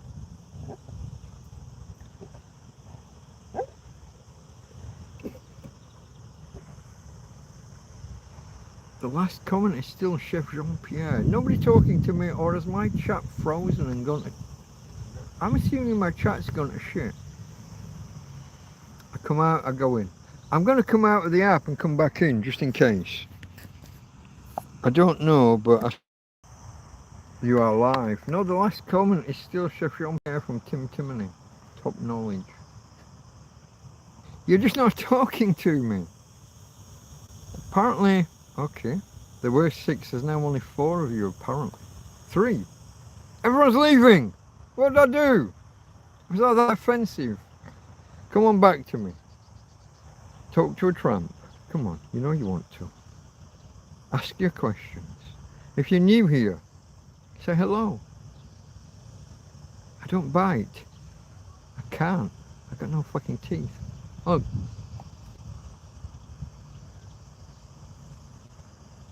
Literally no teeth. And apparently a bright white tongue or yellow tongue. I'm not sure what that's about. I've probably just been breathing through my mouth while I was asleep last night. I don't know. Did I eat? I don't think I ate anything yesterday. Did I? The last thing I ate was a jar of potatoes. I don't remember that was yesterday or the day before. That might have been the day before. Don't remember, folks. Come on, talk to a tramp. You know you want to. I'm here again. I'm down at the bottom of my beer. My solar panels are over there. They're laid down and the sun's low in the sky. I need to go and stand those more upright. I need to grab a beer. Roger. Hold on. Does this work? What?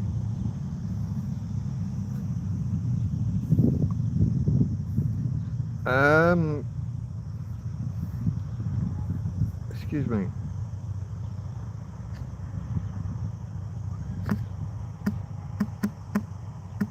I got a guy sending me something on, what's the green one called? WhatsApp.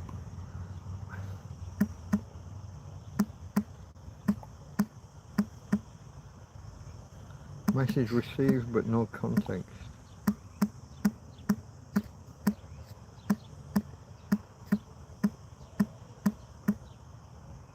That's not how you spell context. Transnext. How did you get there? That's like the weirdest autocorrect ever.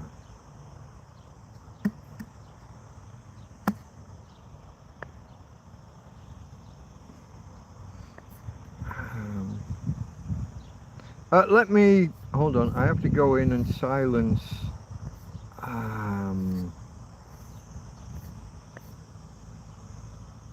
do not disturb. Sorry, anyone with headphones doesn't like to get the plinks and plonks when people send me like instant messages and things.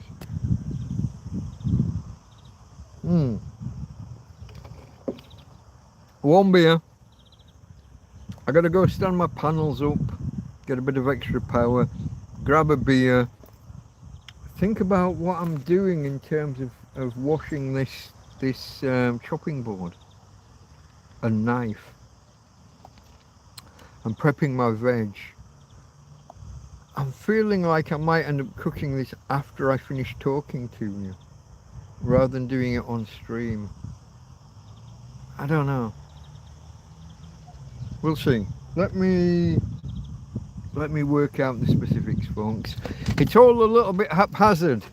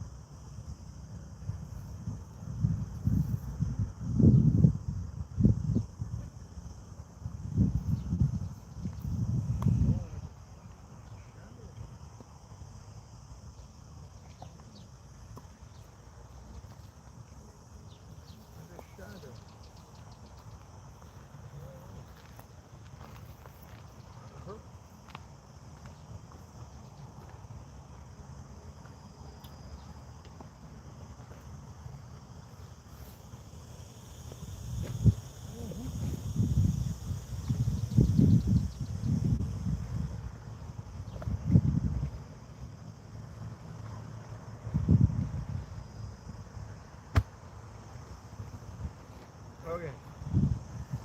I'm going to... Give me a second, folks. I'm going to put some water in my washing up bowl.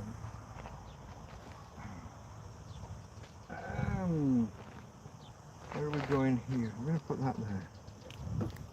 Water in my washing up bowl.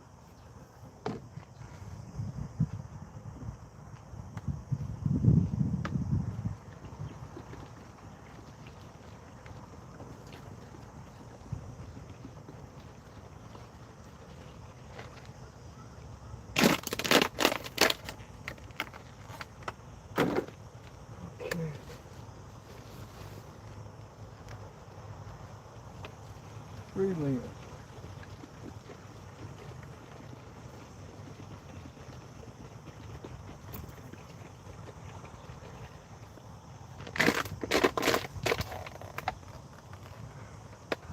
Remnants of fairy liquid. That's the end of that. Okay.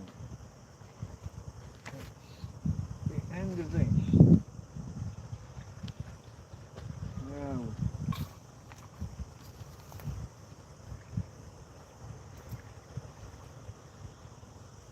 I had my fucking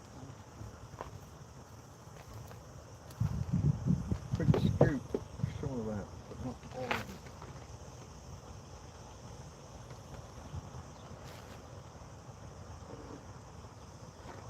Alright, wasps, obviously. And cloth to wash them. You can't have a pan scrub in a washcloth for flannel. Next best thing, dishcloth you might call it. Alright. Sorry for the man flesh. You got to see lots of belly there, I expect. I've put 3 litres of water in my washing up bowl. I've scuzzed around my frying pan and thrown the initial water away. I put some of the 3 litres of soapy water from the last of my washing up liquid. The last of the washing up liquid, they said there's another bottle inside somewhere, but I don't know where. It's lost in the TARDIS. But I've got some soapy water in the frying pan. That's now taking care of that. Soapy water there. I'm gonna move, let me do this.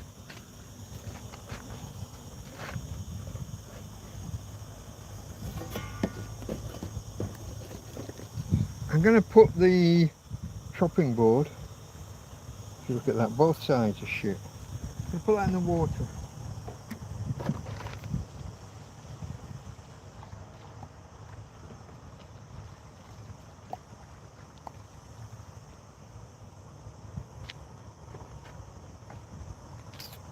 I've got no idea how that got in that state, and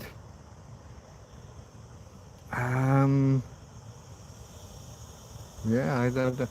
It looks like it needs a pan scrub, a scourer, and I don't have one. Apparently, I've got. I had money over here on a Tupperware. I had some like €1 here and a 20 there and a 50-cent piece there. The Tupperware's gone. It's been blown away, and the money's all over the place. There's another €1. I don't know. I don't know where all that is. There's probably like €4 or €5 in total, just laying around. Fuck, tramping a field, folks. It's just €5. What the fuck? Terrible. This is your money that you've donated and that I'm being careless with. It was on top of Tupperware. The Tupperware was here and the Tupperware's blown away. And I guess the money's gone with it. But it's gonna be within like a square metre on the floor here, isn't it? Isn't it? Wasn't it? Didn't it? I don't know. Still no more comments. Come on, somebody just type, hey, I'm here. Let's do a roll call. Roll call! Who's here? Step out of the shadows. Jack Attack, tell me you're here.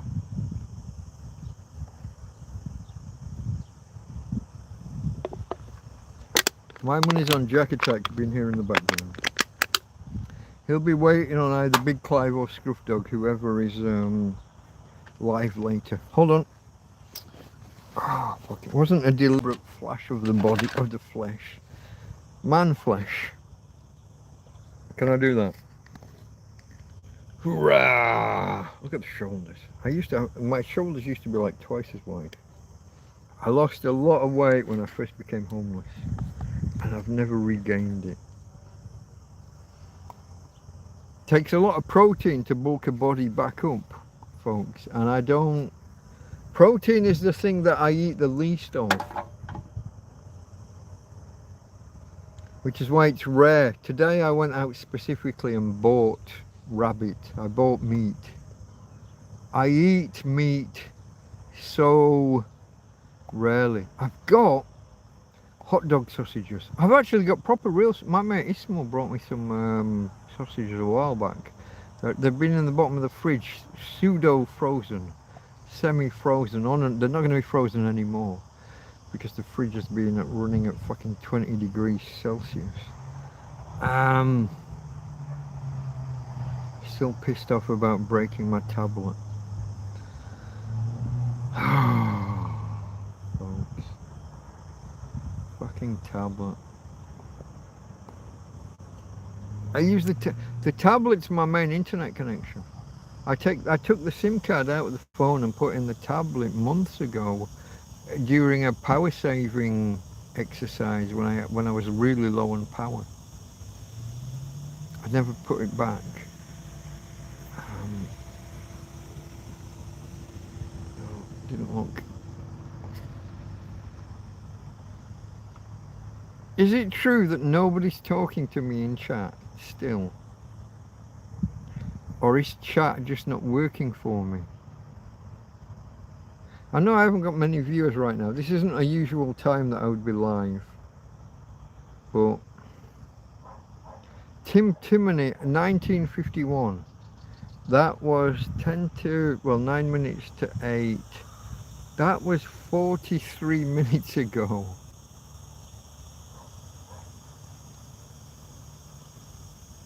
Nobody has said hi, hello. Tina is okay. Anna, hello. Tina is okay. Yeah, she's fine. She's fine, darling. Yeah. Let me show you. Here we go. Here's Tina. I always like it when people ask about my doggy darling. Let me look at that. I start off with beer cans because the bin's overflowing. Here's Tina. Hey Tina. Auntie Hannah's asking how's Tina go? Hey Tina. Tina, this way. Come on. Oi, come on. Hello you. Yeah, come on. You're not, it's the flies, isn't it? I know it's the flies. Let me get the fly spray, darling. Let me get the fly spray. And then I've got to work out a way of getting the flies without just spraying Tina. I've got to spray around, but not spray Tina directly. Hello, babe. We have to put the flies off, get them out of the general area without spraying directly at Tina. Yeah, it's okay. Hey, hello you. I know. And is that a cuddle? You're pushing down against my hand. Hello you. There's Tina. Tina's fine. Tina girl. The sun is low enough now that the hedge is providing shade for her. Before it was the parasol, the sombrilla. But she's okay now. Hey babe. Auntie Hannah says hello. Hannah says hi. There you go, Hannah. Tina is fine. Oh, look at that. What's going on there? Hold on.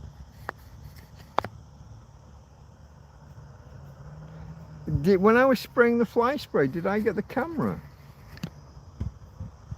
I don't think I did, but maybe. I can't see how. I was spraying around here. I was nowhere near the actual phone. Yeah, Tina's fine. More than can be said for my tablet, which has, I don't know if you can see that. My tablet has striations on the screen up here. My tablet is broken. I broke it. It's all broken. No, you'd need to see. Can I give it a? Oh, there we go. If I do that, can you see the striations, the breaks? Yeah, I think you can.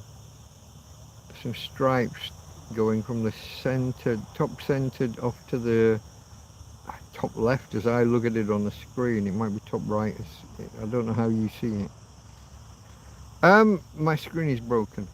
I dropped my tablet when I was walking out of the tent to come around here into the garden, as me and Tina call it. Tina doesn't call it the garden. She doesn't talk. I don't know if you know this. Dogs don't talk. She talks to me, but that's just in my fucking head. She's my girl. Yeah. Cheers, folks. So at some point soon, I will start preparing some food, but I think it's going to be after you leave.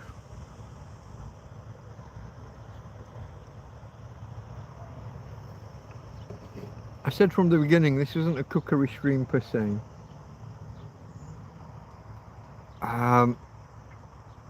Let's think. I don't think Big Clive's going to be live tonight. I think it's going to be ScrufDog at 10 o'clock.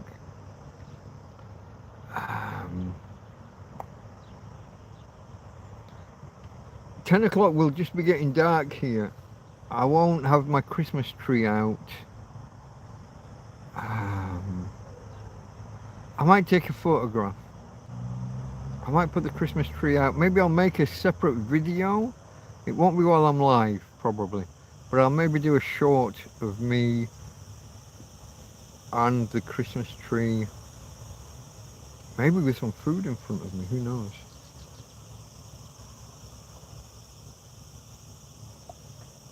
I'll tell you what I haven't done. I've got these 2 solar panels over there with the sun on them almost. Last I checked, they were doing a lot better than previous days. Oh, excuse me. One's on 74%, one's on 57, giving a combined score of 73%, 57. 120, 130%, 73 and 57, 130% over 2 eco flows.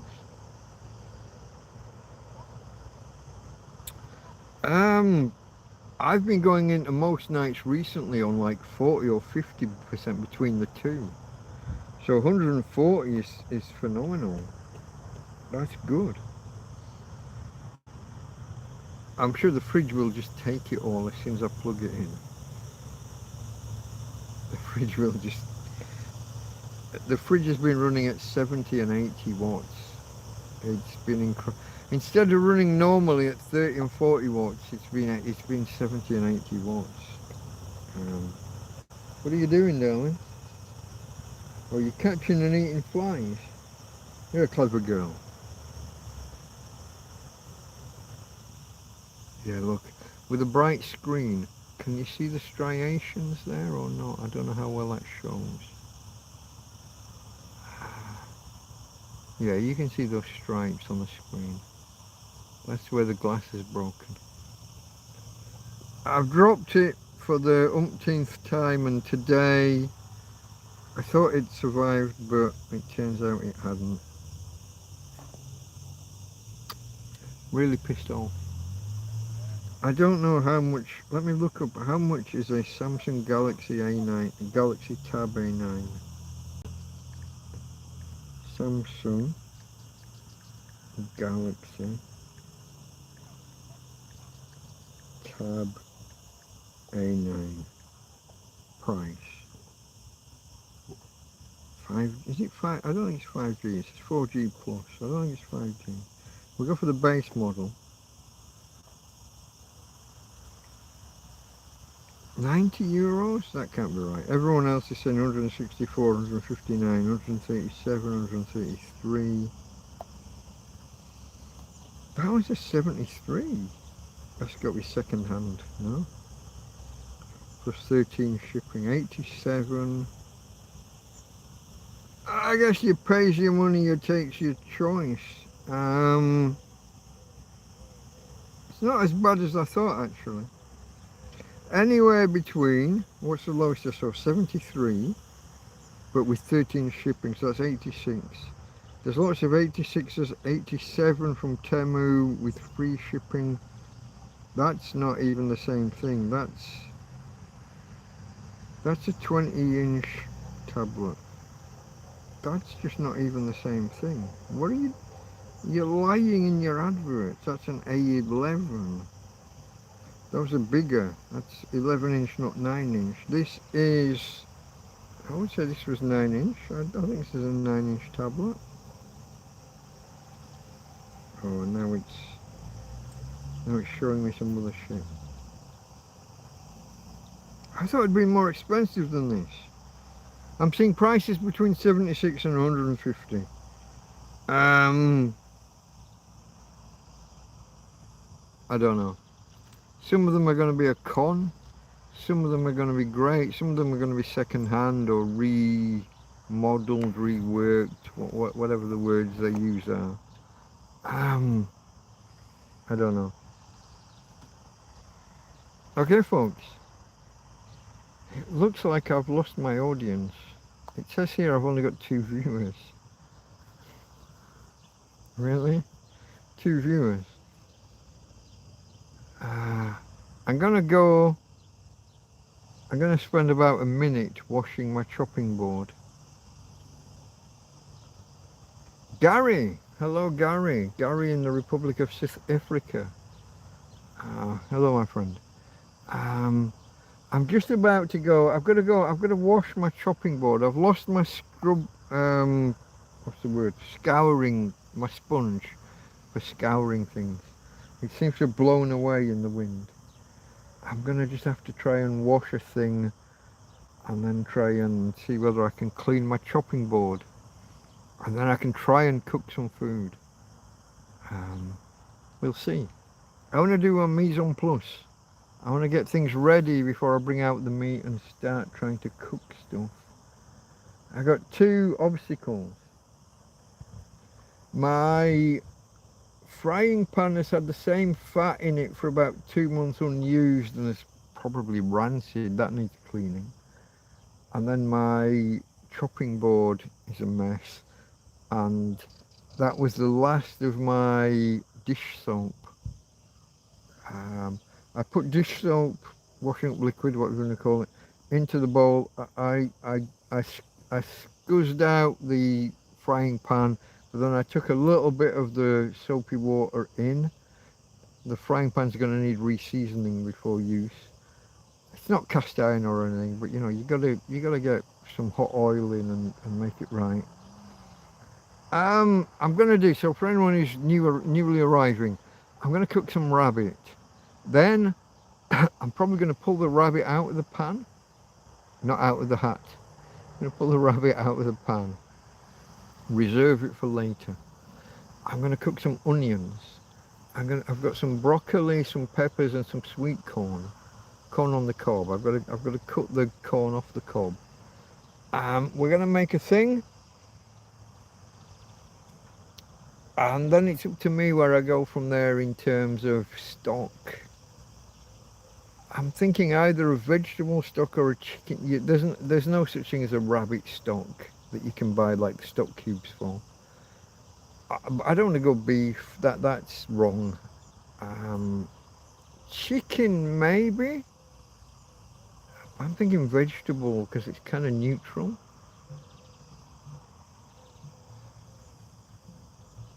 I've said before about watching chefs do chef wankery stuff, cooking sheep, lamb or whatever, but then putting a beef stock over it, and I'm like, why would you mix beef and lamb? It's like putting a fucking fish stock over lamb. What you wouldn't do, you're mixing shit up that doesn't belong together. Vegetables neutral, chicken you could get away with a pork or a lamb, maybe, but beef, just fucking no. Chef wankery. You're playing with your food when you get to that level. I don't care whether you're fallow, I don't care how many fucking tire company stars you've got. I don't care whether Mr. Michelin thinks you're the bee's fucking knees. Some things are just wrong. Lamb with beef stock or beef gravy. No. Is it just me? To me, that's wrong. I can't. That doesn't fucking work.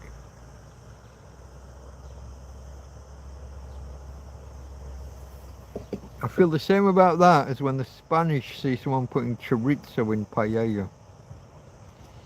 Oh, it's a Spanish meal. It must have chorizo. No, it doesn't. Just fucking no. The same as people in Bologna. When they see someone putting garlic in spaghetti bolognese. Just no. It's not in the recipe. It's not allowed. It's not one of the allowable options. It doesn't belong. It's not allowed. Just no. You want to make a pasta sauce and put as much fucking garlic in as you want, that's fine. It's just not a bolognese. They'll even argue white wine versus red wine. And a little bit of milk at the end. But no garlic in a bolognese. Just no, no, no.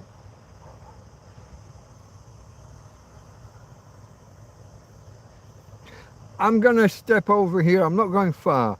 I'm stepping over. I'm gonna try and wash my chopping board with my hand because my scourer has blown away in the wind and I've got no way to compensate. I don't have a... I can't find it. I've looked around. I can't see it. It's not here. I'm not going anywhere. I'm still here. But at some point tonight I want some fucking food because I haven't eaten for a couple of days. Bear with me. It's a teddy bear.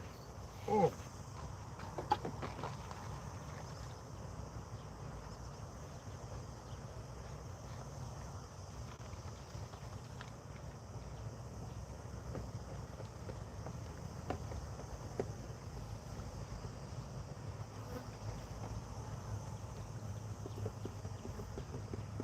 Well, that's lovely.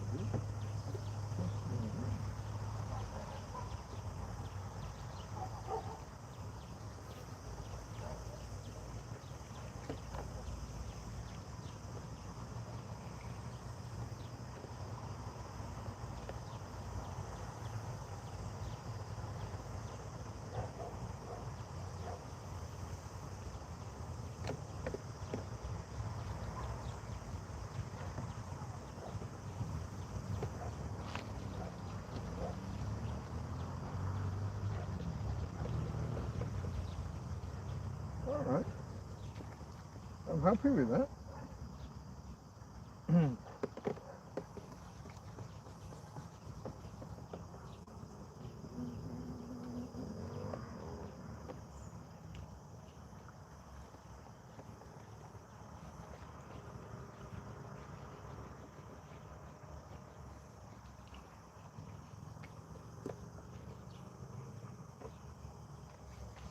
Okay folks, if you saw this to begin with, that's where that is now, but look at this side. This side's almost clean.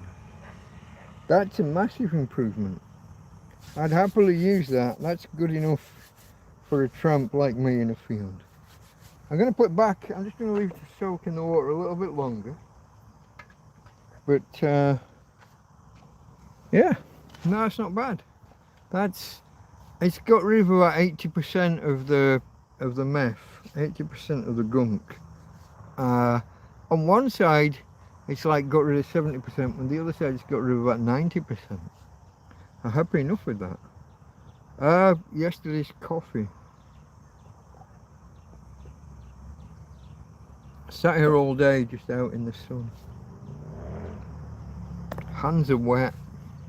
Don't really want to touch the screen if I can avoid it, but oh, I've just made my trousers black. That was a mistake. I'm gonna have to wash my trousers again this week. There's another 20 litres of water gone. Who have I got here? I've only got Ismo, haven't I? Anthony came and went. Tom's not coming back for another few months. Karen's not here for another month. I've only got Ismo. Ismo, water, mate. Don't buy it in the supermarket. Fill an old bottle from the tap. I only need tap water. But I'm going to need water if I keep going at this rate. Everything I try and wash or touch or clean, it's litre after litre after litre. I washed these shorts and they took nearly 60 litres of water just to wash. I've got 3 or 4 t-shirts need washing, and I would imagine it's going to take at least 20 litres of water to wash the 4 of them.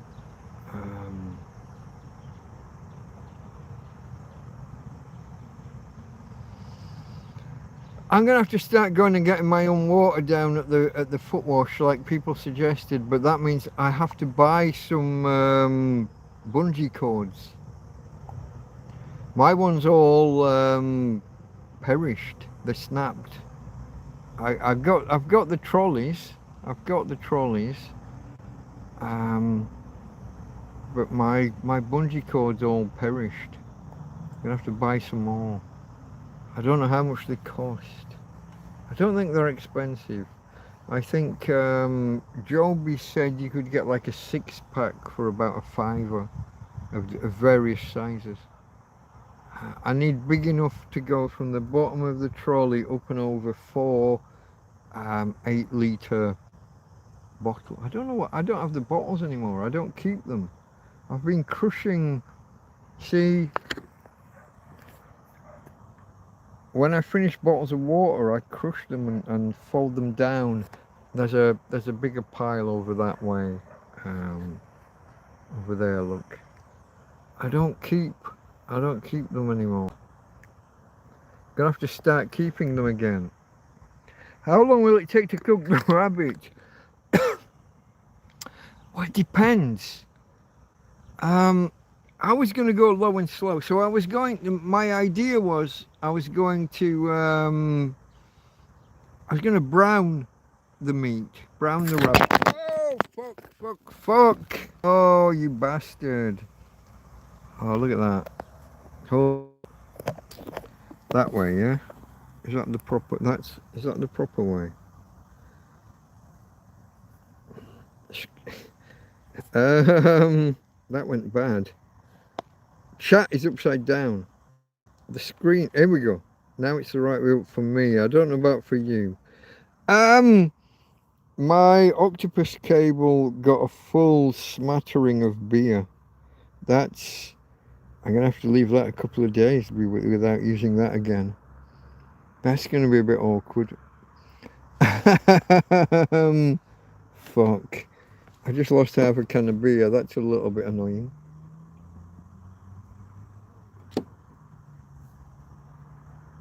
Oh, the picture's upside down again. What's it doing? Hold on. There we go. Now it's the right way up, yeah? Fucking thing. That was a disaster. Where were we? I was saying I was going to brown the rabbit, what, 5 minutes each side? Maybe? Just to give it a bit of Maillard reaction, a little bit of browning. Then I was going to do onion, pepper. Oh, the broccoli. The broccoli has to go in maybe at the same time as the onion. The broccoli is going to take a long time to cook. The stalk. I love the stalk of the broccoli more than the florets. So you got to cut off the bottom, and then you got to go in diagonal, cut on a bias through the stem. Stem goes in first. Maybe I'll do half the florets today, maybe not. I don't know. Sweet corn, peppers don't take too long, and then the rabbit's going to go back in, and then it's the red wine. You reduce the red wine down by about half, cook that off for maybe half an hour on a low rolling boil, to reduce the red wine.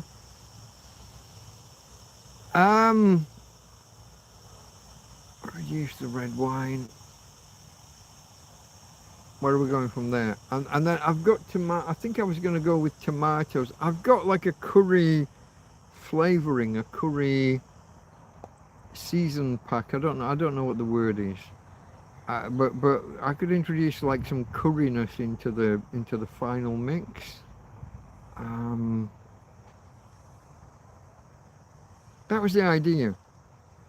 Now that's the meat and the kind of the stew. To kind of braise it low and slow was my thought.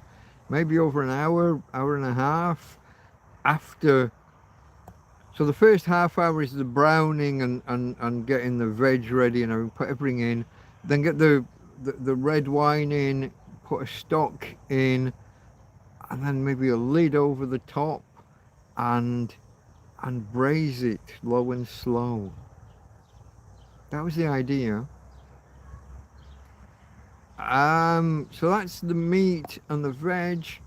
What am I doing for carbs? Because I've only got the one burner, remember. Do I just throw in a cupful of rice towards the end, put some extra stock, maybe an extra stock cube and an extra couple of cups of water and a cup of rice? Maybe we go rice. Maybe I've got a bag of potatoes I threw out the other day. Maybe some of them was a salvageable. I didn't buy potatoes today. I would have if I'd had the money, but I didn't. I don't know.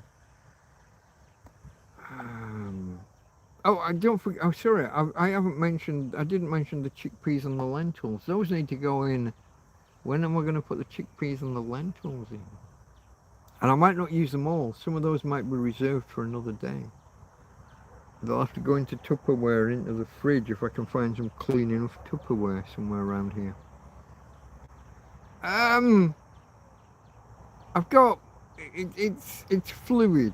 It's not a fixed thing. The whole, is it potatoes, is it rice, is it whatever, for the carbs. I don't know.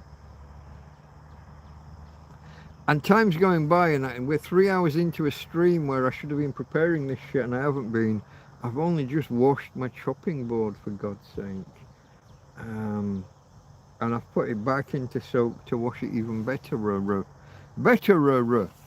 You know, when something's not good enough and you want it to be better. George, evening Mike, nice to see you cook that rabbit. If you don't, it will be running across the field. George, I hope it's not running across the field because it has already been jointed. It's already sectioned. It's in pieces in the it's not polystyrene, is it? What's the plastic when you buy meat? It's got the cling film over the top, but what's the plastic around the side? Is it a form of polystyrene? Someone who's more technical than me, tell me, what does meat come in when it's in a plastic tub? Or Google, tell me. On my broken tablet, freshly broken today. Yeah, I know. What plastic is meat from the supermarket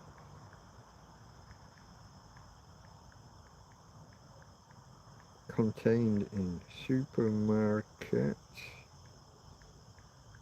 contained in, contained within.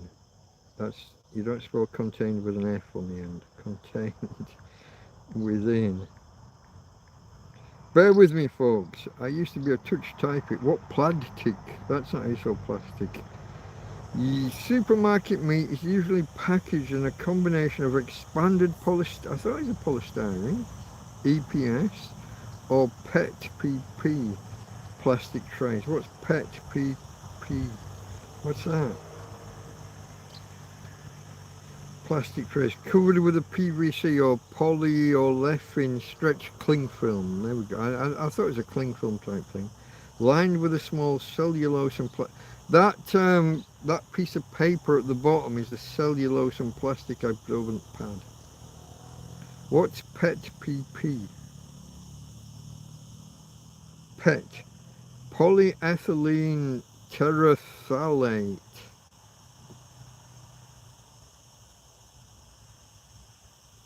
Polyethylene is one word, so when you do the acronym with PET, you're just sticking in an extra vowel for the shit of it.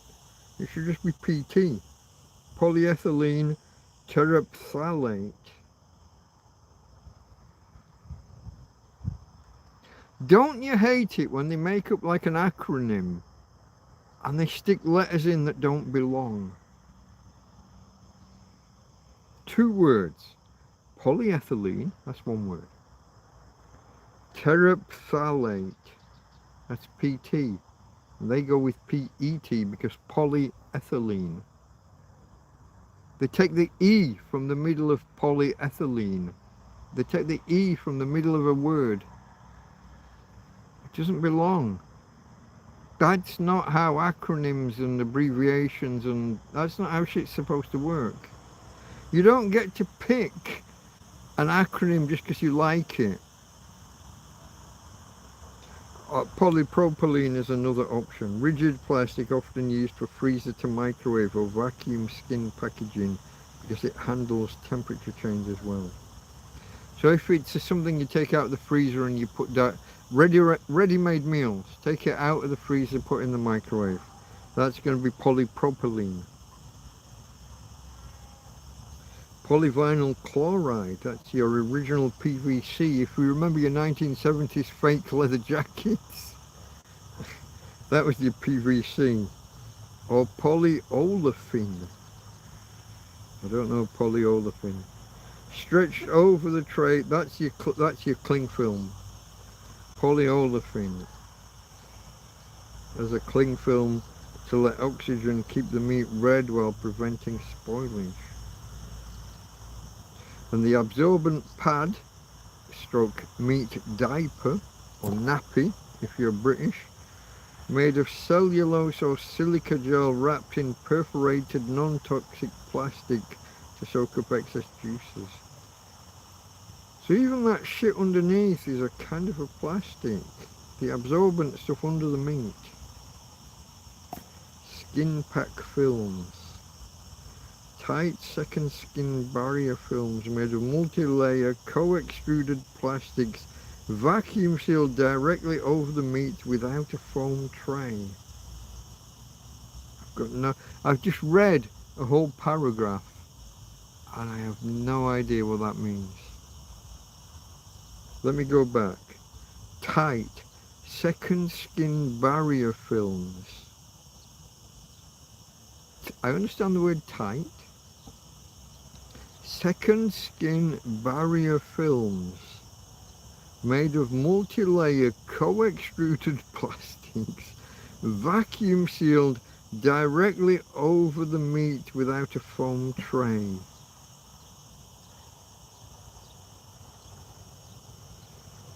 I have now read that paragraph twice and I still have absolutely no fucking idea what that means. Tight second skin barrier. I know what a second skin barrier film would be. You're talking about a prophylactic made of multi-layer co-extruded plastics. So multiple plastics extruded at the same time, stretched out at the same time. Multiple plastics. Sealed directly over the meat without a foam tray. Have you ever bought meat with a plastic stretched over it that doesn't have a foam tray under it? Foam tray. You get hard plastic or you get a foam, I guess. So are you saying with a hard plastic under? More of a polythene? I don't know what these words mean.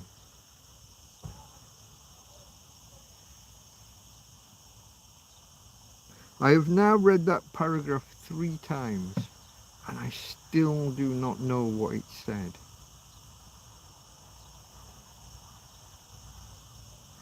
I'm not exactly unintelligent, I would proffer, I would suggest. But sometimes you can read a bunch of words one after the other and they just don't compute. And that sentence or that paragraph would be I just read it 3 times. I don't know what it means. Co-extruded plastics over the top of non-foam base.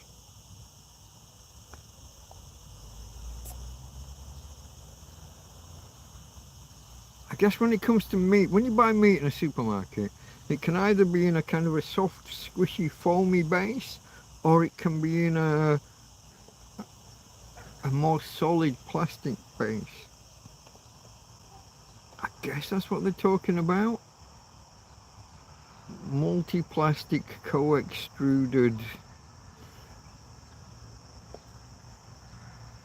I can pick apart each individual word and tell you what it means.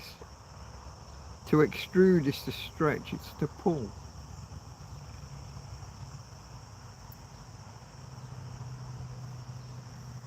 Beers and barbecue tonight with mates. Might check in later. Hey Andy. Happy for you, mate. Enjoy your evening. I'm going to do some cooking here eventually. Probably off camera though by now. I was going to do it earlier, but I lost my scrubbing, my pan scrub. Everything's backtracked a bit. I don't know if it's Big Clive or if it's ScrufDog later, but when they come on, whichever one it is, I'll go and cook my food, I think. But happy UnChristmas, everybody. Last month was the most UnChristmas you could be. The 25th of June was 6 months after last Christmas, 6 months until the next Christmas. We're now only 5 months away from Christmas. 5 months today, it will be Christmas. You seem stuck between 2 telegraph poles. I am. Not telegraph, they're not phone, they're power. But yeah. So Spain, just like America, power cables run above ground. So that they're easily knocked over in a storm and can start, you know, when so that the sparks can cause a forest fire. I live here in the middle of a field. Look, let's look how dry the field is. Do you see how brown that grass is? Do you see how brown all of this vegetation is? Do you see over there the 2 trees that have fallen down around the base of that power pole? It's either 2 trees or 3, depending on how you count them.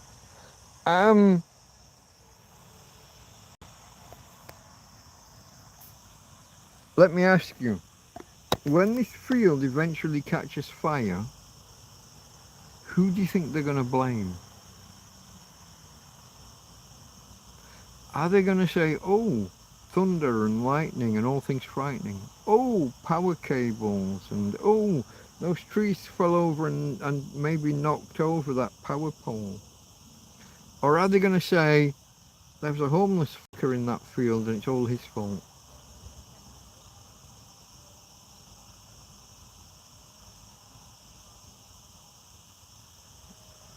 Three guesses. Who's going to get the fucking blame?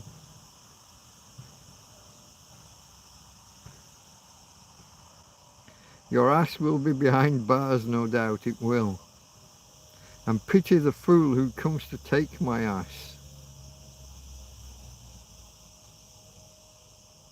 Someone will try, because that is the nature, from what I'm told. Hold on, undercarriage adjustment. Oh, that is the nature of prisons, isn't it? The new fish, do they call them? The new guy somebody wants to fuck him just to prove that they can, try it, pal. Cheers to that guy.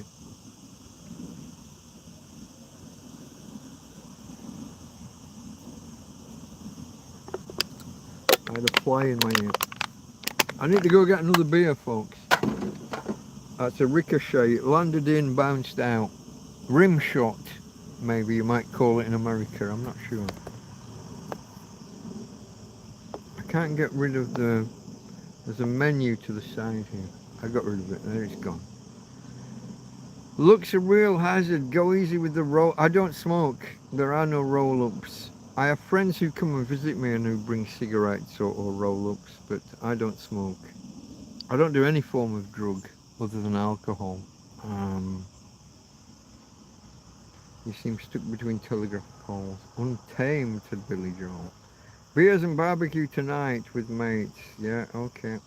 I'm working backwards. A romantic rebel living on the outskirts. Dangerous and exciting. That's me.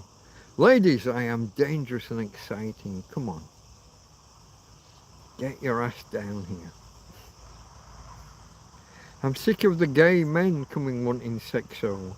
Where are the ladies who want some sexo? Come on. The romantic rebel. You need a glamorous image for YouTube. Something like gentleman of the road and fighter or unjust authority. Fighter of unjust authority. Yeah. There was George. Evening, Mike. Nice to see you. Cook that rabbit. If you don't, it will be running across the field. So I'm back to where I saw. I'm going to get the rabbit out shortly. If I had some flour, I would flour the rabbit before I put it in the pan. I've still got to clean the pan out. And I think I've run out of oil, or at least I can't find my oil. I've got some butter in there somewhere in the bottom of the fridge or the freezer. I'll get that out. Flour, rabbit. What did I say before? Oh, I've got some bacon. I've got some bacon bits, some bacon lardons. So I could maybe render some bacon fat out. I'll try that. Save the butter for another day. Put the bacon lardons in. A little bit of water to slow down the cookery. By the time the water evaporates, you're rendering the fat from the bacon. Cook the rabbit in the bacon. Take out the rabbit once it's halfway ready, and once it's browned a little bit. Take that out and reserve it. Put the onions and what was the other one I said? The green cauliflower stuff. What's that called? Broccoli. The broccoli stalks. Put the onions and the broccoli stalks in. Keep the florets back for later. Fuck off. Peppers go in later. Onions and broccoli to begin. Sweet corn and the bell peppers go in later. Fuck off. Put the rabbit back in with the stock, with the chickpeas and the lentils. Simmer the whole lot, maybe for an hour, maybe 2 hours. Braise is the word, isn't it? When you bring the liquid up about halfway up the meat, not covering it, that's more of a stew or a soup, but halfway up, that's braising, halfway up with a lid. This is what I'm postulating, I'm thinking, but it's all in my head, it's all, you know, who knows? I don't know, I'm making this shit up as I go. Pete's Pans, folks, you should watch Pete's Pan. He's a guy, he wanders around the borderlands between France, Spain and Portugal. I don't think he ever comes like much further south than the than the borderlands. He's up in Catalonia and the north of Portugal, and I don't think he's ever come like as far south as like a Torrevieja or anything. Although I invited him because why wouldn't I?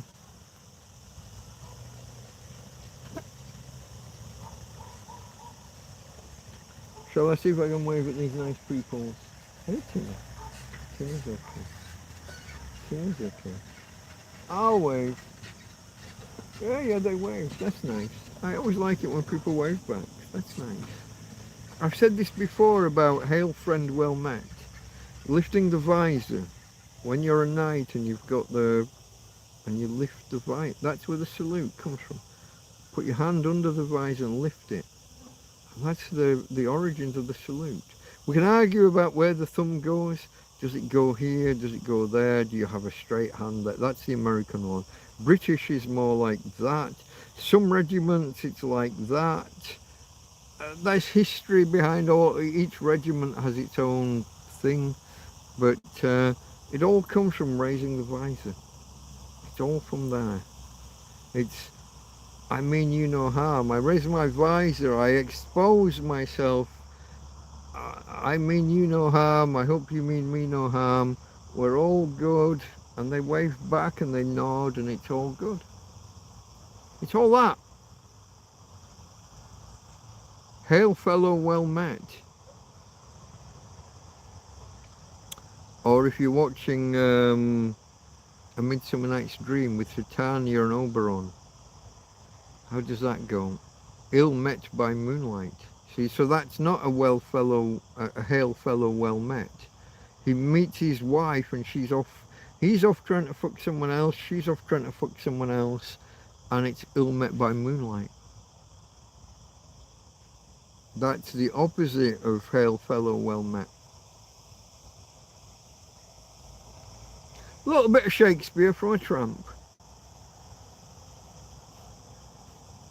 You come for the education. Sometimes you stay for the humour, sometimes you stay for the racism, who knows?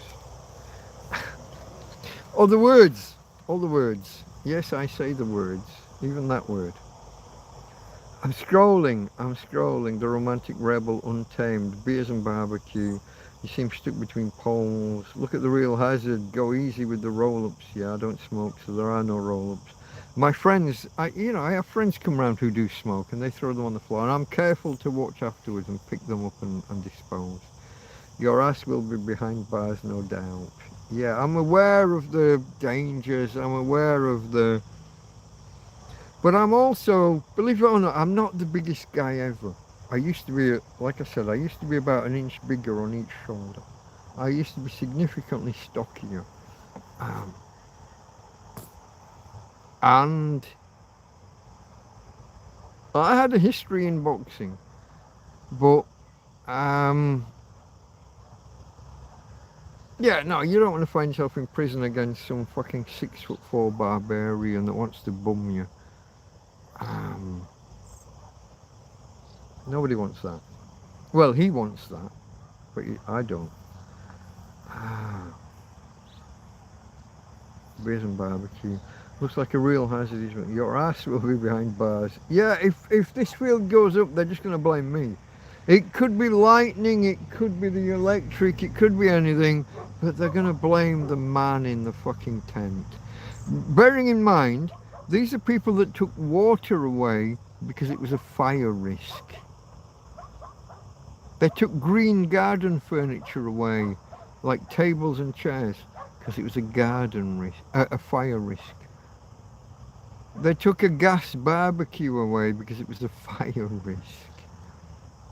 They took gas bottles away, fire risk.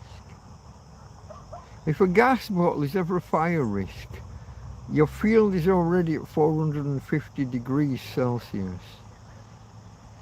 Gas bottles are built literally to withstand 400, when they're full, at full pressure, 400, like if they're half full, you have to get them a lot hotter. But if your field's already at 450 degrees Celsius, you've got a bigger problem than the gas bottle. Maybe. And they took it all away on the pretense that this was public land and that they had authority to take it. And they did not. It's on video. I have the video. They called in the bin men. I hated the bin men for... I had for about a year, I had a... What's the word? I want to say vitriolic, but that's not the right word.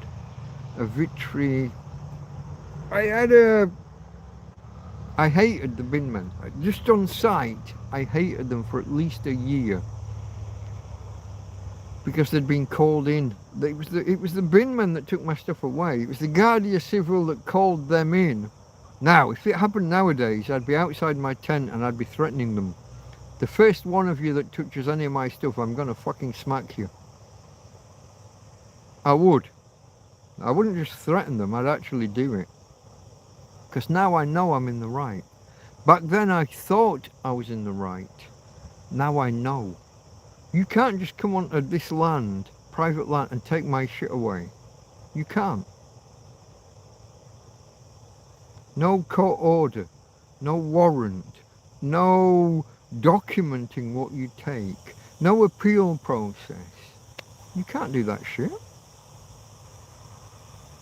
If this was in your front garden and your neighbour didn't like it and complained, the police can't just come along and take away your shit. And that's what this is.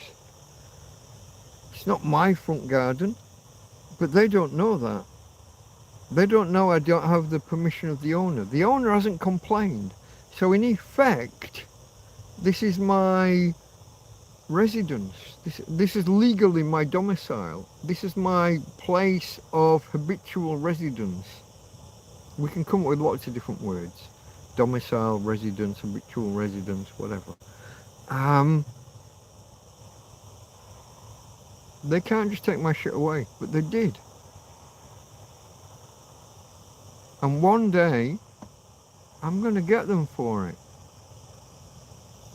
I think this is why they've left me alone the last 2 years. They know that they were in the wrong, and eventually, I'm going to come after them. Now, there might be a statute of limitations thing, I've no idea. But even statutes of limitation can be appealed and bypassed if you can show good cause, good reason.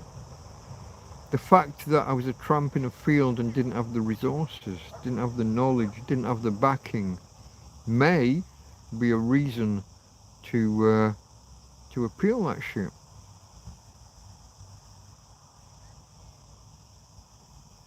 Don't you think? We'll see. Okay. I brought this bag out before with my sweet corn and my all of my veg. My broccoli, sweet corn, and what else was it? I haven't got the memory. Oh, the peppers. Peppers, broccoli, sweet corn. And then the rabbit is in the fridge still. I guess I'm not doing it online. I didn't do last month's online either, did I? I kind of chickened out. Last month I didn't feel like eating. Tonight I'm gonna eat. I'm gonna cook and I'm gonna eat. If I don't do it live now, and I'm not, we've only got half an hour and then I need to hand over either to Big Clive or to ScrufDog. Friends of mine. I don't wanna overstep their streams. They have their fixed times of the week that they do things. I will hand off. But I will cook. I will maybe make a video of me and my cooking, even if I'm doing it in the dark, even if I've got flies all around me. I'll do a quick video. I don't know. It won't be too in depth. It's not going to be too long. But I'll do something. I'll show that. So I'm going to cook tonight. There'll be food left tomorrow. There'll be rabbit and broccoli and probably peppers and sweet corn left for later in the week, maybe 3 days time, 2 or 3 days, Tuesday or Wednesday maybe. I'll do a follow-up video, cooking again. We'll see where we go from there, folks. Only 4 watching. Oh, we're 21 thumbs, over 20 thumbs ups. Thank you, thank you, thank you.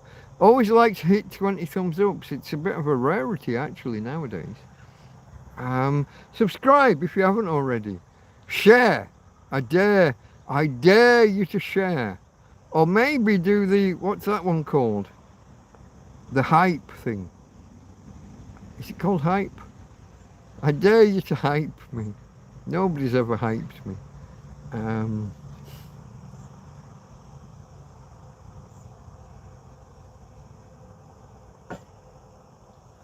I don't think I've ever been hyped. I guess I could go online and like hype myself, but that would be a bit wankery, wouldn't it? That's what people do when you see someone who's made a comment 1 minute ago and it's already got a fucking thumbs up. They've thumbsed up their own fucking comment. They've stuck their own thumb up their ass and ridden it. It's a bit too wankery for me. I don't do the thumbs up of my own shit. That's very much wankery. Scrolling. What do you think about Titanic was swapped with Olympia? And it was Olympia that was sunk under the name Titanic so that KP Morgan could claim on the insurance great loss of life. Robert, you're a conspiracy theorist or conspiracy analyst? I don't know enough about Titanic to have a real opinion. Knowing nothing, I'm tempted to just take the story as delivered by the media. Because why wouldn't I? I don't know the alternatives. Fuck off. Fly coming right in my ear. I don't know. I know that Titanic had sister ships and they would have had the same, it was a design fault, wasn't it?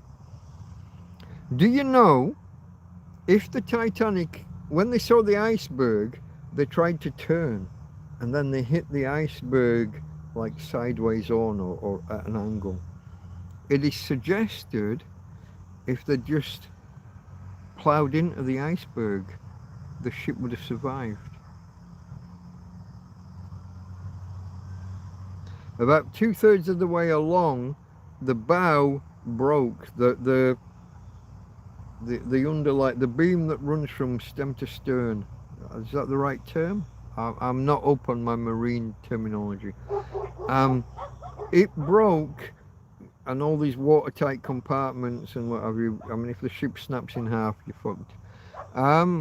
But it is suggested if they just like try to reverse the engine, slow it down, but take the collision front on, it may have survived. It was the act of trying to steer and turn that caused a shear in the metalwork and broke the ship. Perhaps, maybe. What do I know? Tramp in a field. I can only parrot things that I've learnt. I was going with learnt, but I dropped the L for some reason. Someone just walked past the tent but doesn't appear to have gone past.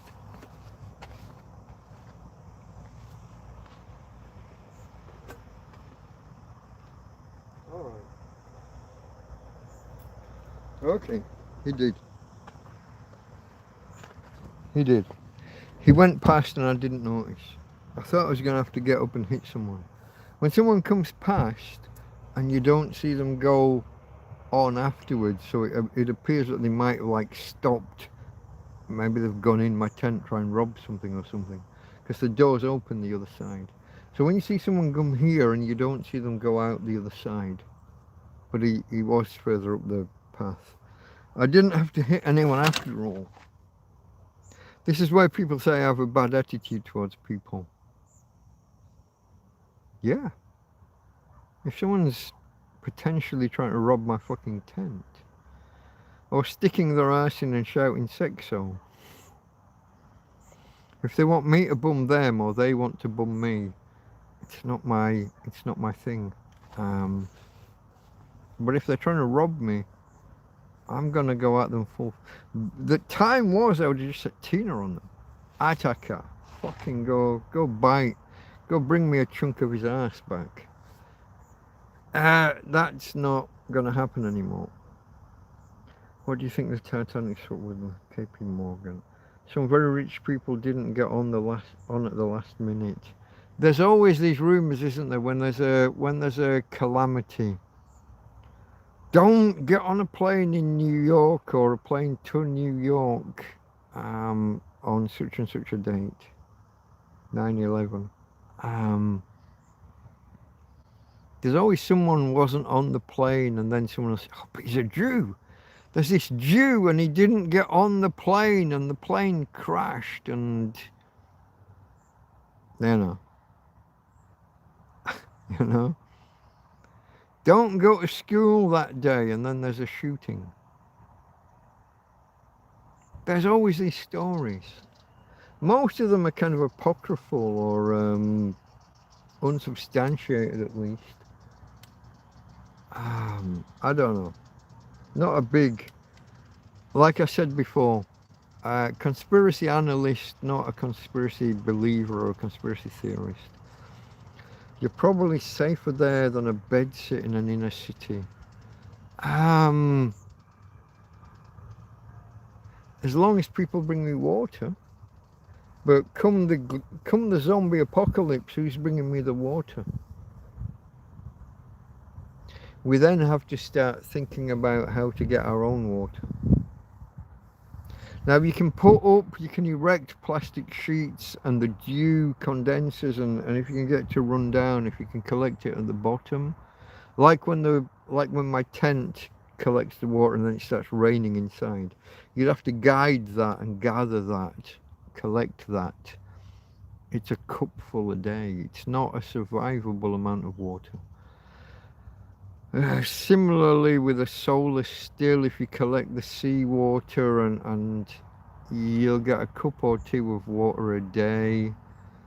You'd have to have really lots of solar stills or really lots of seawater. It depends what you're planning for.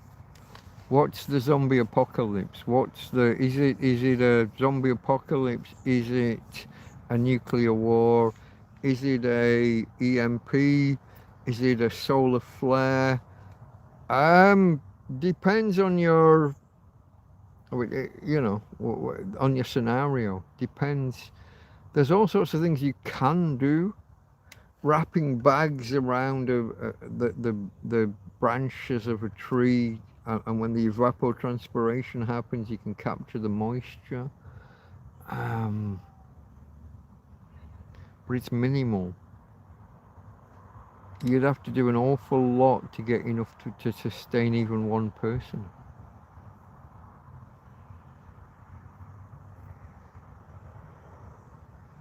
I've said in the past about a book I read called something like, is it called 1 Minute After? There's some kind of apocalypse happens, no one knows what, but all cars stop working and there's a freeway going past a village or past a town, and there's the people there, there's the people in the town, and you have to build a system to cope. There are the people that are preppers that have hoarded their own supplies. Do you steal from them? Do you take it as a town? Do you take it from them? Do you let people have their own supplies, but then you make some kind of communal stuff? If you put into the communal pot, you'll be looked after. What can you do? Have you got farmers? Have you got people with allotments? Have you got people with gardens? Have you got people who know how to farm food? Have you got people with animals? Can you take the chickens that someone's got and multiply them and multiply them and multiply them? Chickens and rabbits and guinea fowl and quail. Can you spend the first few months while you've got some food, can you spend those months multiplying your chickens your guinea fowl, your quail, your rabbits.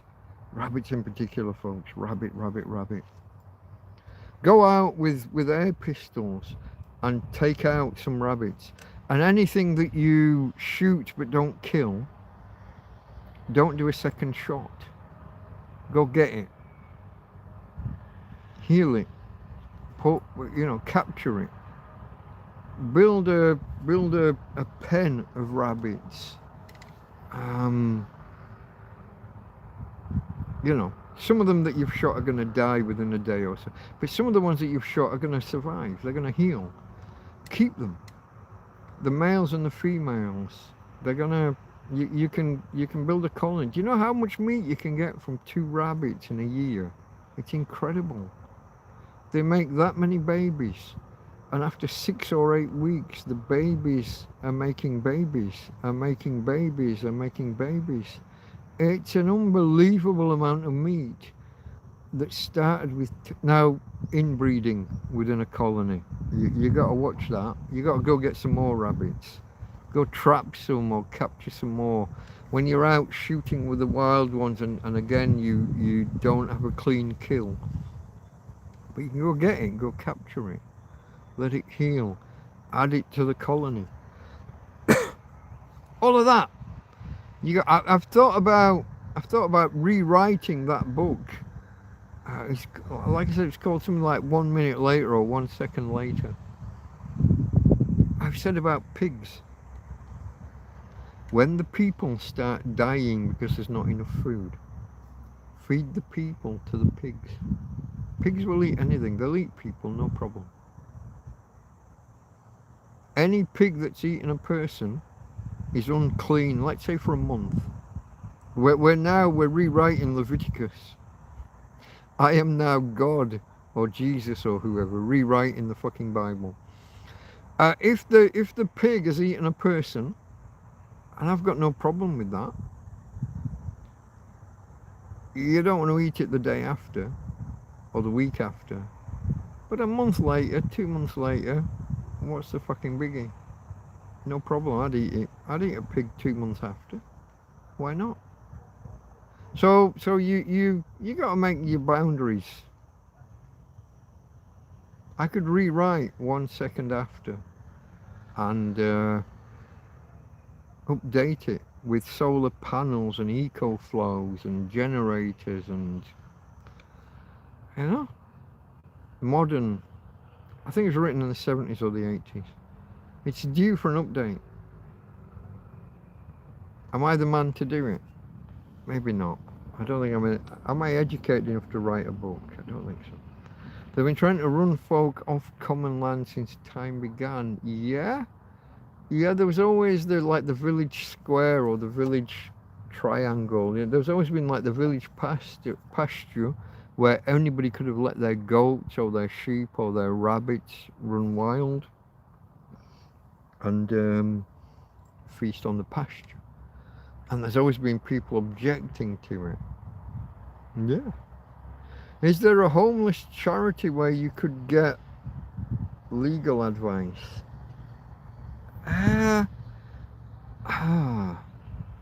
There are homeless, I don't know about charities.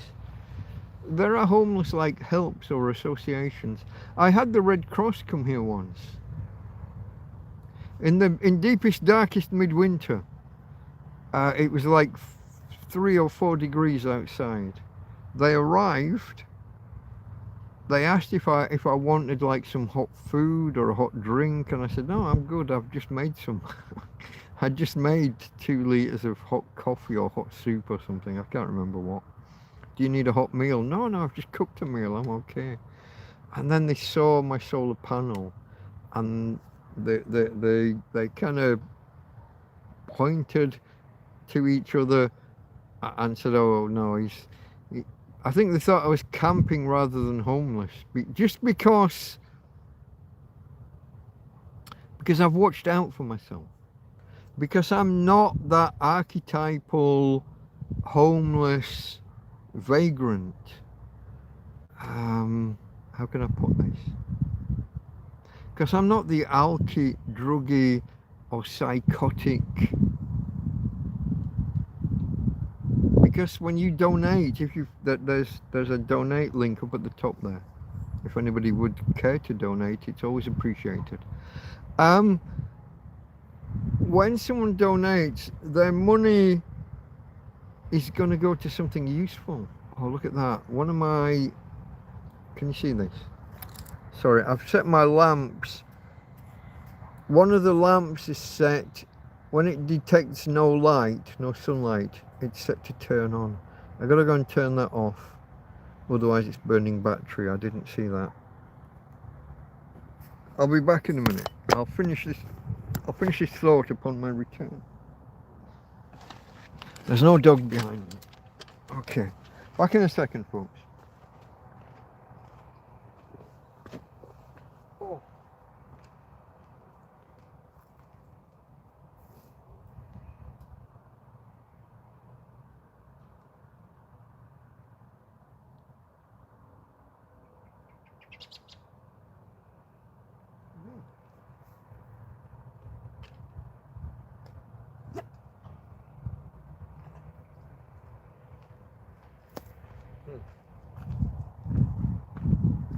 Oh, that breeze is so warm. There's a really warm breeze still, folks. And now I've just kicked this veg under the table. Let me scroll. Death by Fiat 1 message retracted. Could the Iran war be used to cause mass starvation? Yes, it could lead to mass starvation, absolutely. Because petroleum is a major chemical ingredient in fertilizers, nitrogen-based fertilizers. Yeah, absolutely. The Strait of Hormuz, the Iran war, and all of that could absolutely. That tied together with El Nino, and I had this conversation the other day. I heard that El Nino was happening as well at the same time, which is... So, El Nino is caused by a warming in an area of the Pacific and then the knock-on effects. La Nina is caused by a cooling in the same area. But one could happen, and those effects are going around the world, and then the cooling could happen in the same area, and there are things there, and there's at least a chance that both are going off at the... Technically, you can't have warming and cooling in the same place at the same time. It's not that. It's the warming, and then its effects travel around the planet, and then the cooling and its effects travel around the planet.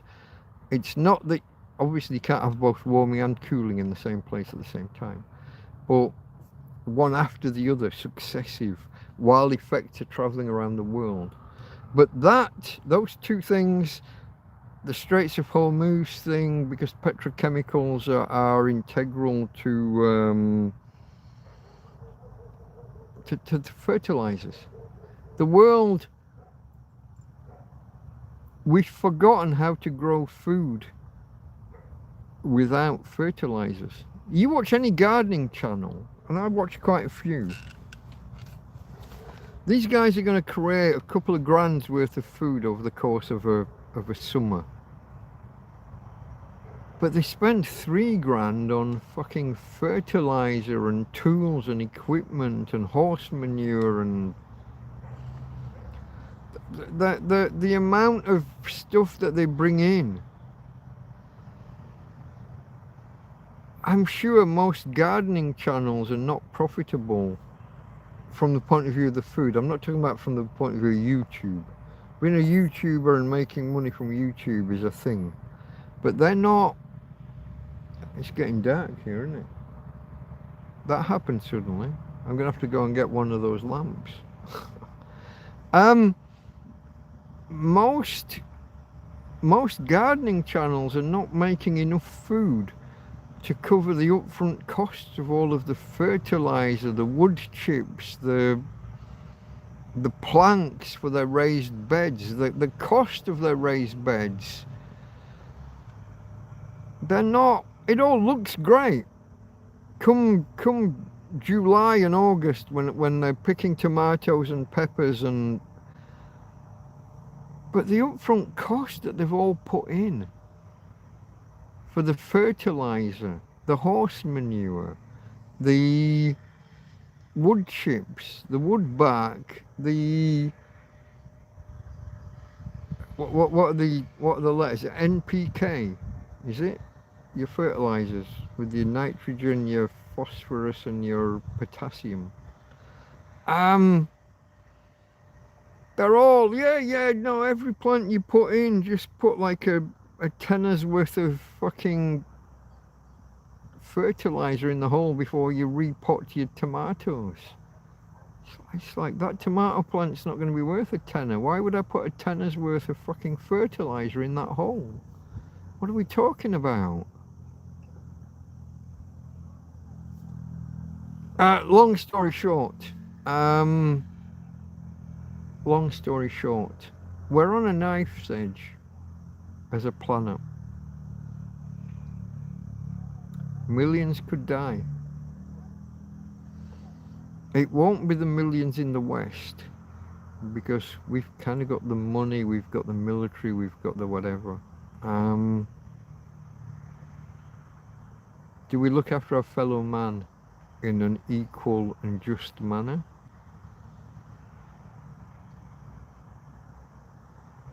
It's a big question, folks. It's a big question. And I don't know the answer. I'm going to have to move my umbrella behind me, put the light above me.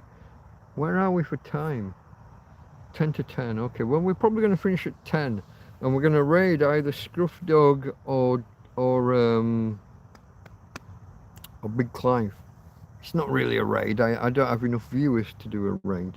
But I'm going to point you at them and invite you to join me across there. Whether it's, I don't know whether it'll be Big Clive. It's most likely going to be ScrufDog.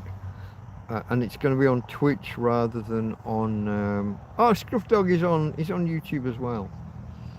Clive's Twitch only when it comes to his live stuff. Because the guy used to... So see my funnel. Where's my funnel? Oh, I don't see my funnel. It's on the floor down here somewhere. Isn't it? Wasn't it? Didn't it? He used to pull his beard through the funnel and then whatever stuck out the bottom, he'd set it on fire. He got in trouble. I'm going to go get one of the lamps, folks, because... And then I'm going to move the brolly. Hey, Tina. I'm going to move the brolly first. Let me do that. Tina going to stay out the way. Daddy doesn't want to hurt his girl. You got to be careful. Oh, when I'm moving 40 kilograms of concrete, you've got to be careful. There we go. Okay, that's a good girl. You didn't panic. You didn't move. Good girl. Let me go grab a lamp.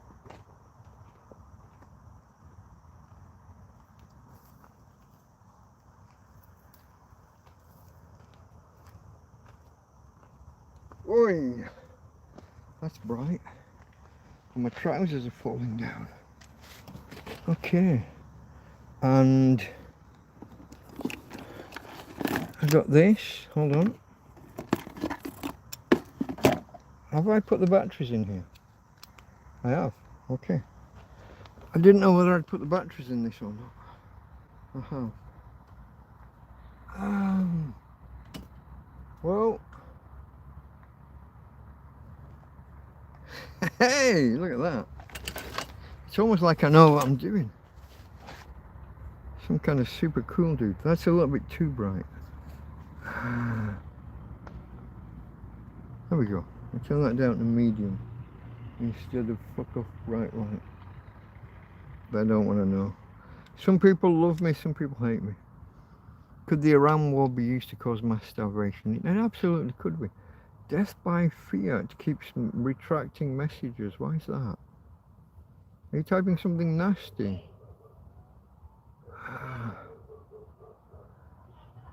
Hold on, I'm scrolling back. Some very rich people. There's more messages here than I knew about. What do you think about the Titanic? Okay, some very rich people didn't get on at the last minute. Molly Brown, unsinkable Molly Brown. She got on. She was rich. It's probably safer there than a bedsit in the inner city. This is true. They've been trying to run folk off common land since time began. This is also a thing. Is there a homeless charity? I don't know. I have no idea about what charities exist here in Torrevieja. When it gets really cold, apparently they open some centres in the middle of town for homeless people, but not for dogs. And so, fuck them. I just stayed here. And I survived. I mean, I boiled some water, put it in a 2-litre pop bottle, 2 hot water bottles, two 2-litre bottles filled with hot water, inside a cushion cover so that I don't have direct contact with the hot water, hot plastic, and put it in my bed. And now I've actually got an actual electric blanket, but that's because I've evolved. I'm like a Pokemon. Over time, my situation has evolved. I now have solar power, eco floors, electric blankets. I have a television if I wanted it. You know, it's a slow cooker, a fan, a fridge freezer. Yeah. Message retracted, message retracted. What are you trying to say, Death by Fiat? What's going on? Why are we retracting messages when we've all just arrived? I'm scrolling back to see whether we've...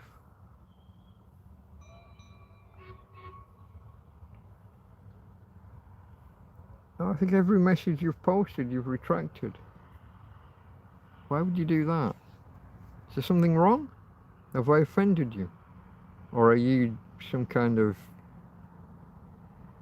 weirdo doing everything wrong? I'll wave at the peoples. I don't know if they'll wave back. No, nobody waved. The noddy train, the tourist train went past, pulling people. Let me have a look on my tablet and see who's going live. Is it ScrufDog or is it Big Clive? I don't know who it is. I'm going to try and find out for you. And then I guess I'm going to cook my food after you've gone. I might record a video of it. Whoa, fuck. That's bright. Let's turn that brightness down. Okay. Look at my alerts.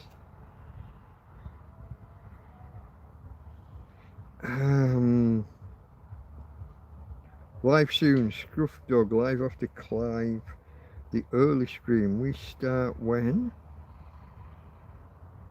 Okay, it starts in 9 minutes. I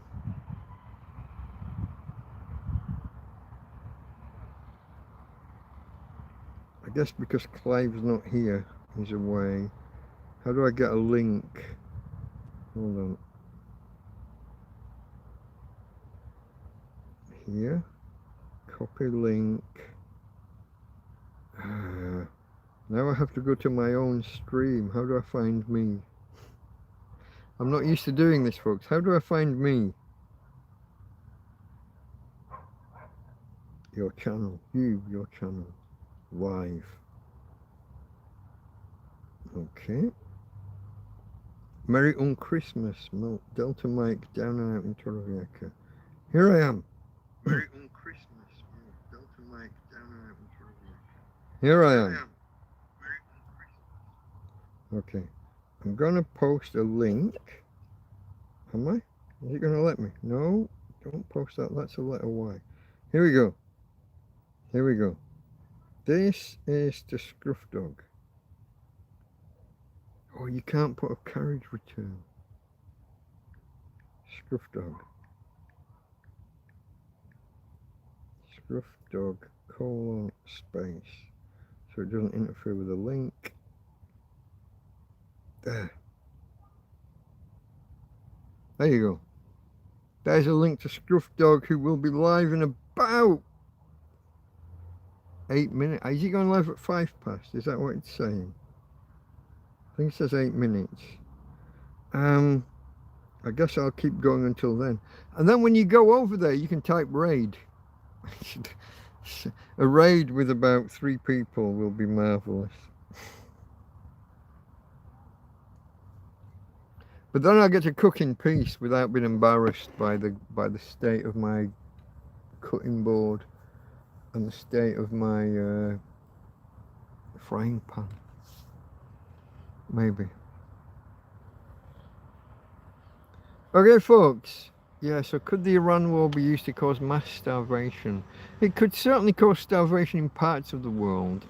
I don't think the Western world would be the, you know, if you've got land that you fertilized last year, it's going to manage this year. It might not be ideal, but it's not going to be like unfertile land. It's going to manage a year or so, isn't it? A year or so less than ideal. That's not going to create mass starvation, I don't think. Will there be fewer crops? Yes. Will the crops be more expensive? By definition, yes, because supply and demand. But other countries, India, China, maybe. I think Australia were already struggling for petrochem as soon as the Straits of Hormuz were blocked off. That there was difficulties in Australia. I don't know about about agriculture and fertilizer. I don't know.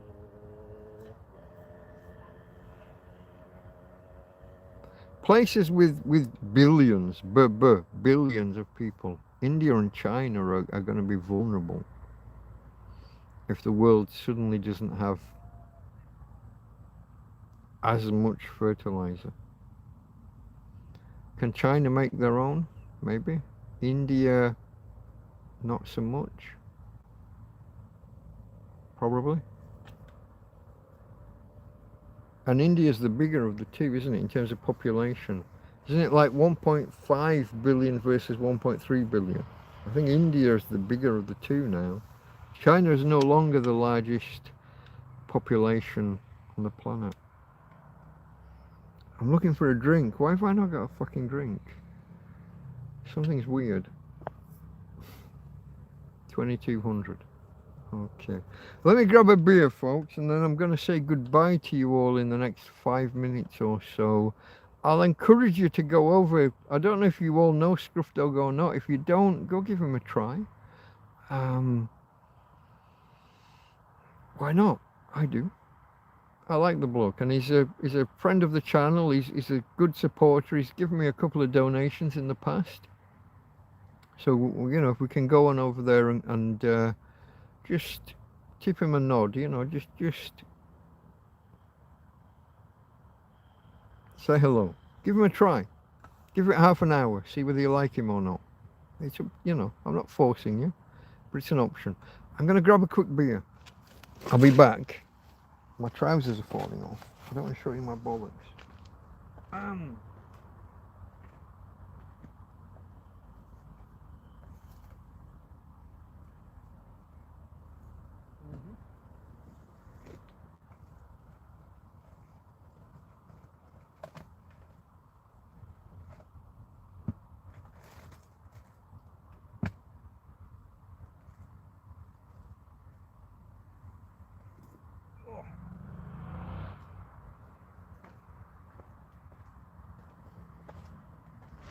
I'm back.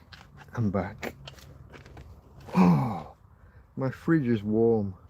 This beer isn't even cool, really. It's cooler than ambient, but not by much. I'm gonna have to grab one of those eco flows and put the fridge on. Use half the power just to get it down to a decent temperature.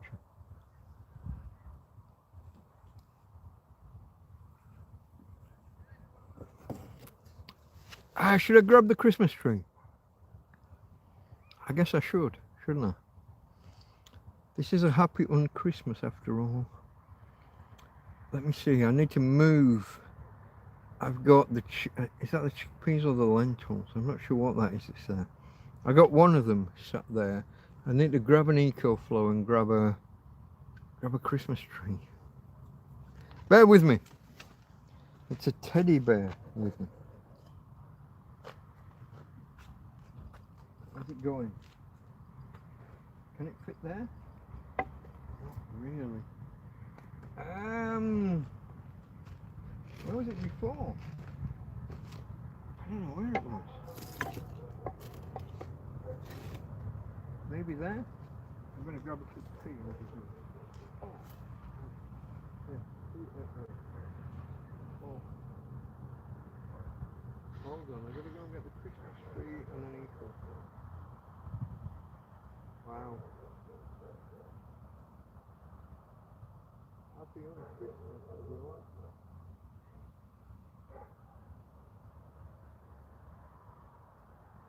You've got 5 minutes, that's all. Trousers falling down. Hitting. Daddy's got to do a thing.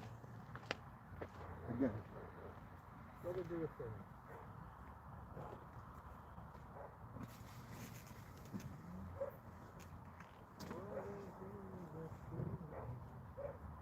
Where's the thing?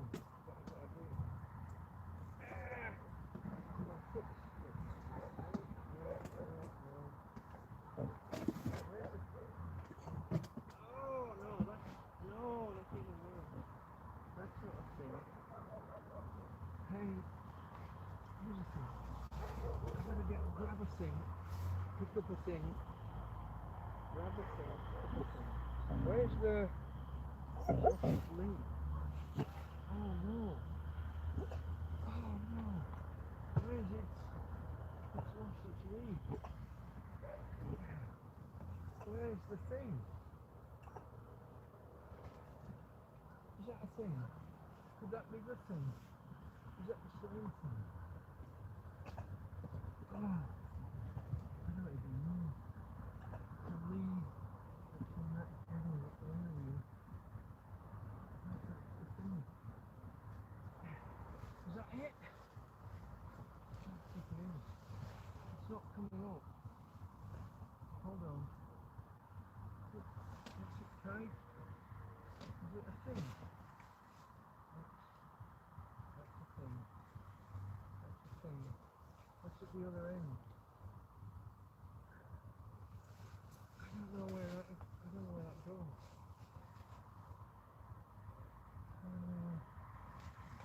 No, that's something different. Oh boy. Hold on.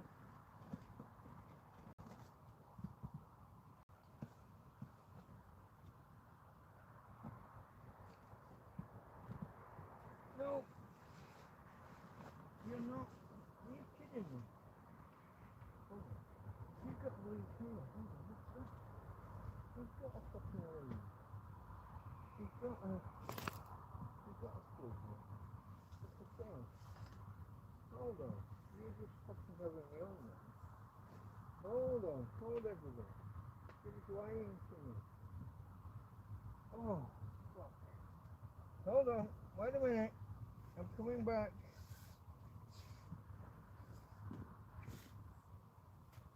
Hold on. Oh, fuck. Hold on. Wait a minute. I got a thing. I've got a Christmas tree. Oh, hold on. We're going to do this thing. Even if it's only for a minute. Oh.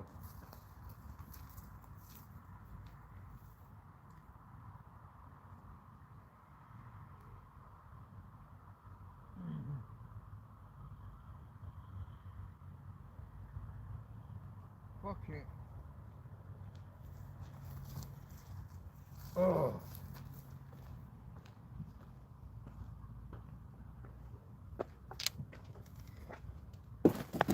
Wait a minute. Hold on now. Wait a minute now. Stand that up.